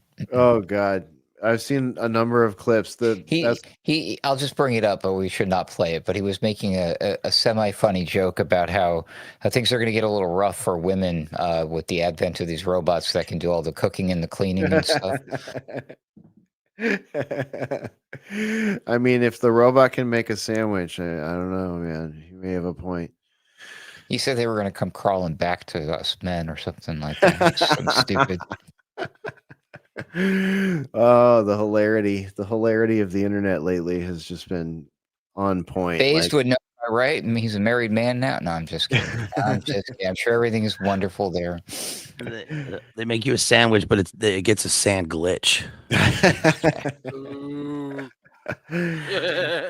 Wasn't that the point of like the maid in the Jetsons? Right, she was the robot. Yeah, that's right. Except it doesn't clean your toilet. It is your toilet. Oh. Yeah, and what was that latest Netflix one? It was from Germany. It was the 1970s like smart home thing, a robot that takes over. Did you see that? I started it, but I didn't finish it. I thought it might be worth going back to. I totally forgot about it though. No, but I saw the new Nuremberg movie, and it was worse. Oh shit! Whatever you're describing, it was. Well, that was robotic. That was AI. Had to be. Oh man, so much AI slop right now. It's crazy. Like if you have what do they call that? Is it Sonos? Is that the video generator one? Sora. Okay, I wanted to I wanted to not say Soros because that was all I could think of, and I knew that wasn't it. They make that one, and Gemini's got one too, but they all make like only 2 or 3 minute long videos, which is why some of these longer productions are like just clips thrown together. You brought up you said that other AI slop video was the AI slop video of the week for the Social Rejects Club, Hesher? Yeah, for the soiler room. I am going to contest that because the listeners would they're probably with me on this one. I think that boobs. This is the winner. I saw boobs before the Star David. Sorry. You can't compete with Jake GTV, man. I mean, this is the winner for damn sure. I mean, I don't even remember what the video was about. It was actually one of the worst ones they've made yet. But I mean, but just check out those boobies, everybody. That's all I'm saying. Yeah, that's what it's about right there. Yeah, we can see where this is headed, I think. Info Babes will take over. AI Info Babes. The AI Info Babe takeover is inbound. We've come up with so many good titles tonight. It's a shame that we titled the show before it went live because there's been some. Well, we do. I do have a story that's related to the second half of the show title. If we want to. Yeah, actually, I think we Ruckus should. is so prepared. Yeah, I think we should full circle this one. I didn't realize we were 3 hours into this bitch right now, but Yeah, well, let's. because the government is finally open again, right? And we'll of course have to wait and see. I guess we'll never find out about the numbers of the jobs and the economy and all that. Oops. Funny how that works out. But anyways, that would have been helpful to settle a debate that's raging right now, being politicized between the left and the right, is about the economy. Trump says, "Oh, the economy is great," and the Dems say he's gaslighting everybody, and it's just a bunch of back and forth. But nobody knows. Nobody knows. It sure feels like things aren't that good. But anyways, it's not going to be so good for the hemp industry, Hesher. That's what they're saying, anyways, because the deal to open up the government involved that spending bill thing, and they stuck some shit in there, as they often do. And apparently an amendment inside the agriculture appropriations section of the minibus spending bill that they used to reopen the government will effectively ban most hemp-derived THC products currently on the market, which, according to Forbes, has been both a lifeline to the struggling marijuana industry and another fierce competitor. Can you guess what the other fierce competitor is? Would it be like Philip Morris and that gang? Yeah, there you go. So anyways, but yeah, so mostly they're talking about like that weird shit that we see being sold in the Delta gas 9, Delta stations, 8, Delta 9 THCA. THC. Yeah. And that's gonna affect, like, Texas is a big spot. Kentucky, I think, is another one, because there's the hemp. They got hemp farmers. There's a whole industry. There's a lot of shit involved with this, and now it's just like, yeah, well, we're just gonna throw you under the minibus. Throw you under the minibus bill. Yeah, People, it's so wild. stupid. It's also stupid. Like, first off, we shouldn't even have to have these products on the market. Like, if people want THC products, they should be able to have THC products and not They have want to. coca. Yeah, Have right. coca. There's the website right there. There you go, right there. Yeah. They put it full screen, baby. Put it back up there. There we go. Hotmail. That's you gotta right. go for Hotmail. Hotmail, dude. That's gangster right there. Using Hotmail for that is so gangster. I use Hotmail. What are you talking about? Wow, that's pretty fucking rad. I forgot what I was gonna say now. Oh shit, sorry. No, that's okay. Gas station weed, we don't need it. Oh yeah, gas station weed, we really don't need it. It's way too readily available to teenagers, and even, like, I've heard stories from adults, right? And I'm talking psychonaut adults, right? Adults that know what THC means and what it feels like. Adults that know what magic mushrooms mean and what they feel like. Adults that have done LSD. You know what I mean? Like, people that are experienced. Well, you ever back in the day go to a gas station and get salvia? Oh yeah, dude, all that stuff. Like, I think Remember about that? all the legacy of gas station head changes that have been available in my lifetime, like dating all the way. Kratom, No salvia, dose. and all that. Remember no dose? Like back in the day, Red Bull when it first came out, like all these things. It's just like the gas station is sort of like No dose Four and Loko. Jolt Cola. Jolt. Four Loco. Oh, Oh. and when I was in high school, I was at my first job, 18 years old. It was delivering pizzas. And I remember going to the gas station. I would pick up a Jack Daniels hard cola. Yeah, dude. I'd be drinking those and delivering pizzas. Yeah, man. It was actually my second or third job, because my first and second didn't last very long. Those were all dishwasher jobs, but Same here. my first Hell job yeah. that I really Dishwasher. dug was Hell yeah. delivering flowers, dude. I loved delivering flowers. That was such a cool job for a teenager to have. But this shit in the gas station now, and in the vape shops too, like there's this whole cottage industry of vape shops, and the vape shops, like out here in Texas, even Thai food places. Like, we have a Thai food place nearby here that sells THCA tinctures and like tonics and stuff like that. Like, and this is such a huge industry because people make CBD for your pets. If you have like me, if you have pets that are psycho, you can give them CBD gummies and stuff like that. Vapes, gummies, mushrooms, all that stuff, and it's all lab created, right? Like much of it is created in a laboratory, and a lot of it uses hemp as various un-THC'd cannabis plants as the like product for it, right? So there's a big demand for it, and it's created a huge market. And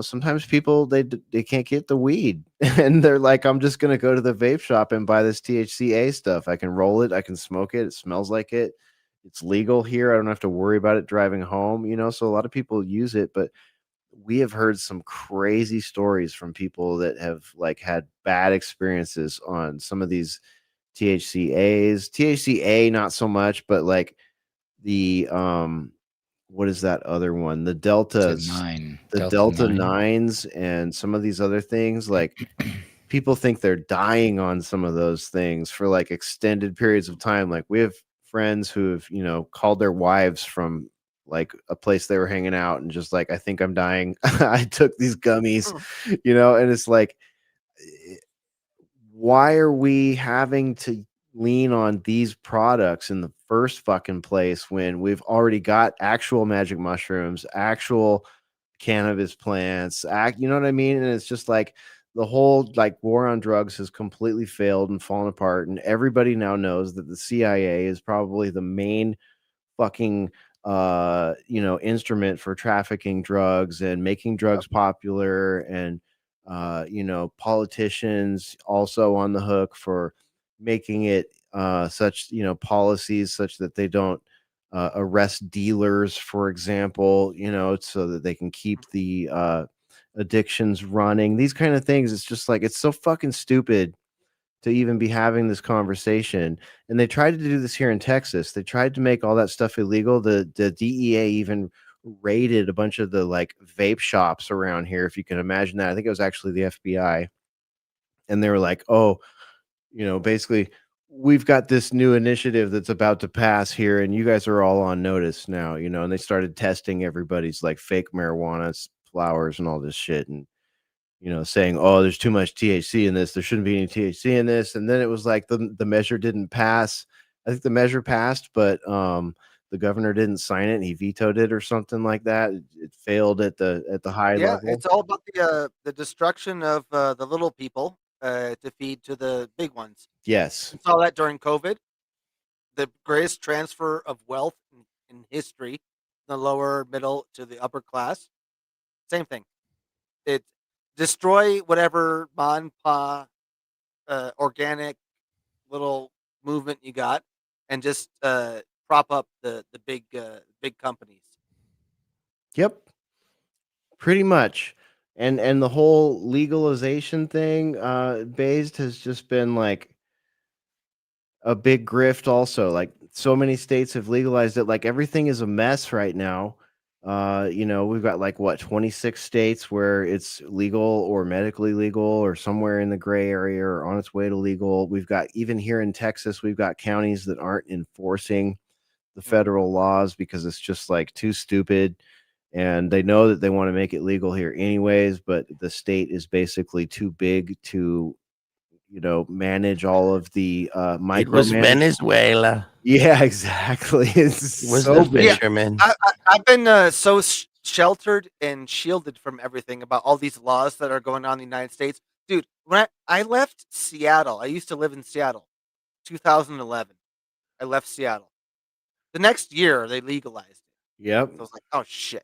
They legalized it in California months after and we Denver left. and Colorado before that. But Same, dude. Same. We living here in literally Colombia, dude, you can have 20 plants of 20? marijuana.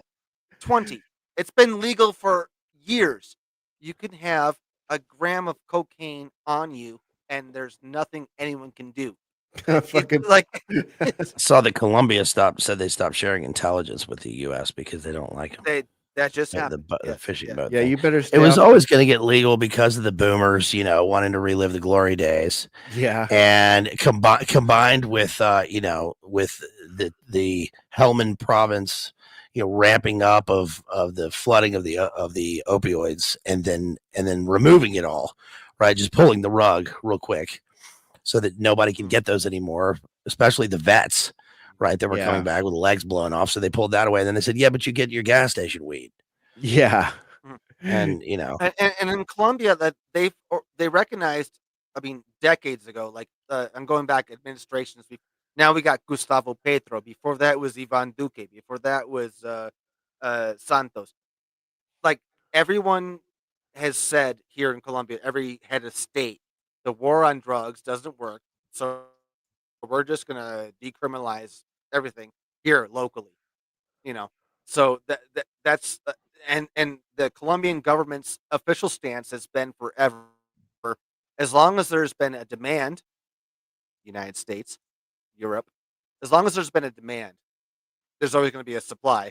But here locally in our country in Colombia, we're just gonna let you do whatever you want. And I bet things are better for it too. Yeah, I mean, can of worms. yeah, I mean, but the money that flows in that corrupts everything. So it does. It seems like it would, and on paper and everything, it seems like that would just stop and it like solve a lot of things. No, because it's the money. Yeah. And which the government always said is the demand, United States, Europe. So all that money is flowing in here, and it's yeah. And we've seen how the Western governments treat that, right? They hand it off basically to this like big gray area, black bag money thing between the DEA, the FBI, and the CIA, and they do whatever they want with it, to include funding foreign wars, to include funding, like, for example, the Sandinistas or whatever. Yeah, well, when the DEA or whatever fuckers from America come down here to Colombia, what happens? They just start fucking hookers and blow and snorting blow. Even the Secret Service. Remember when Obama's Secret Service got called out for hanging with Colombian hookers? Yeah, that's what I'm talking about. Yeah. You can't make this shit up. It's too good. No. It's too fucking funny. I mean, talk about reaching escape velocity. Yeah, I'm with the president. Yeah, we were doing, blowing hookers in a foreign country. It's okay. We're good. We got our retirement secured. What else are you gonna give hookers in a foreign country? Yogurt? Let's give them yogurt. It's I mean, give them blow.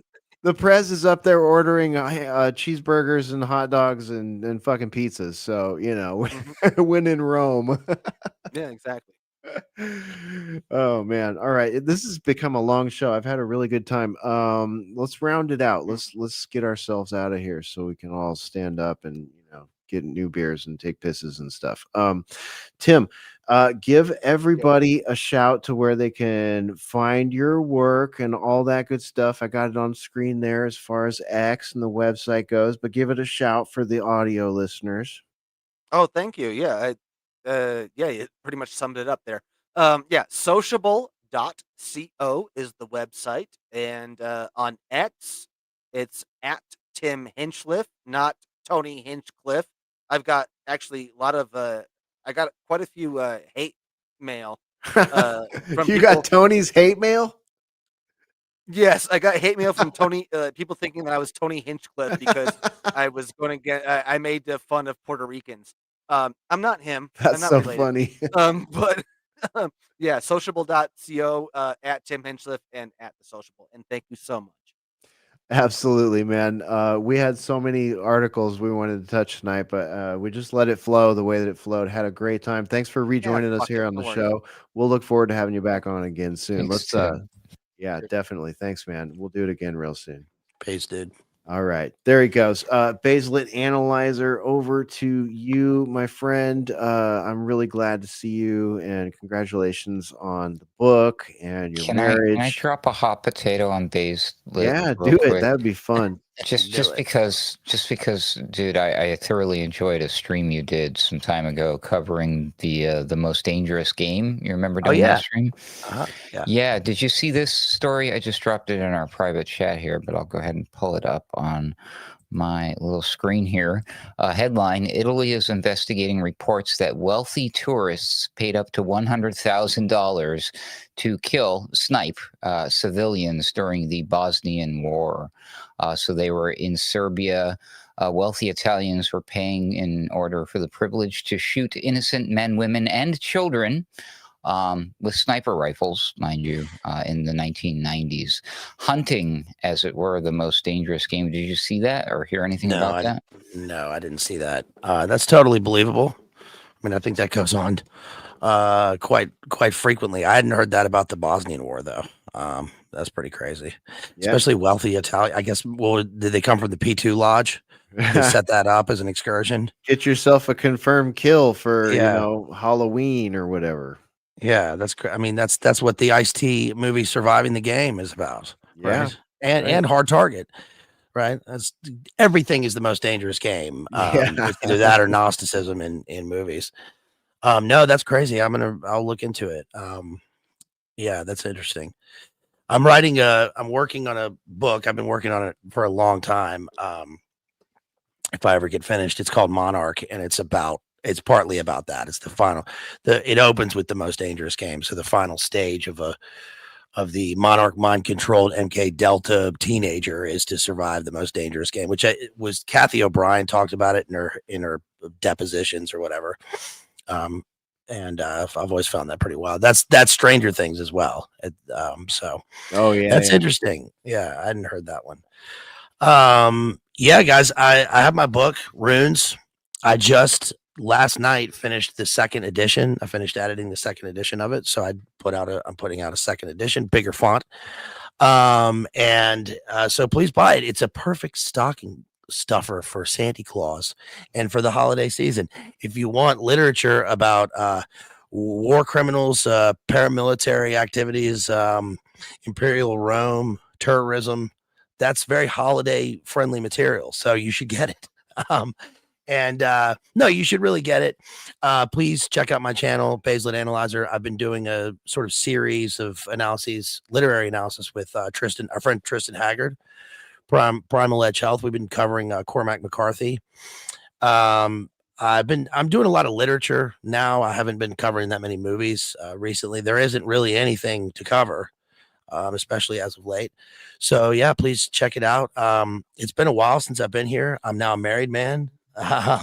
And thank you for the support, recently, especially because we've had a mix of things. I had a very good friend pass away, so we've laid him to rest. And so now we're moving on, and we're going into Thanksgiving, and I have a lot to be thankful for. So thanks, fellas. Yeah, man. Thanks for being here with us tonight. Great to have you back on the show, and all the best. You got a lot going on right now, man, and congrats. New studio, new house. It looks the same, but brand new house. So, dude, it looks nice. Good job. Thanks, man. Really fucking nice. Would have never known. All right, John. Peace. All right, man. I love y'all. Yep. Love you too, buddy. There goes Baselit Analyzer. Ruckus, over to you. Save rounds, final thoughts. Anything else you want to throw in the boiler room before we shut it down? I really feel like there was something. What was it? Let me scroll through my things real quick. No, screw it. I'm just so sick of this AI push thing. I don't know where they're going with this.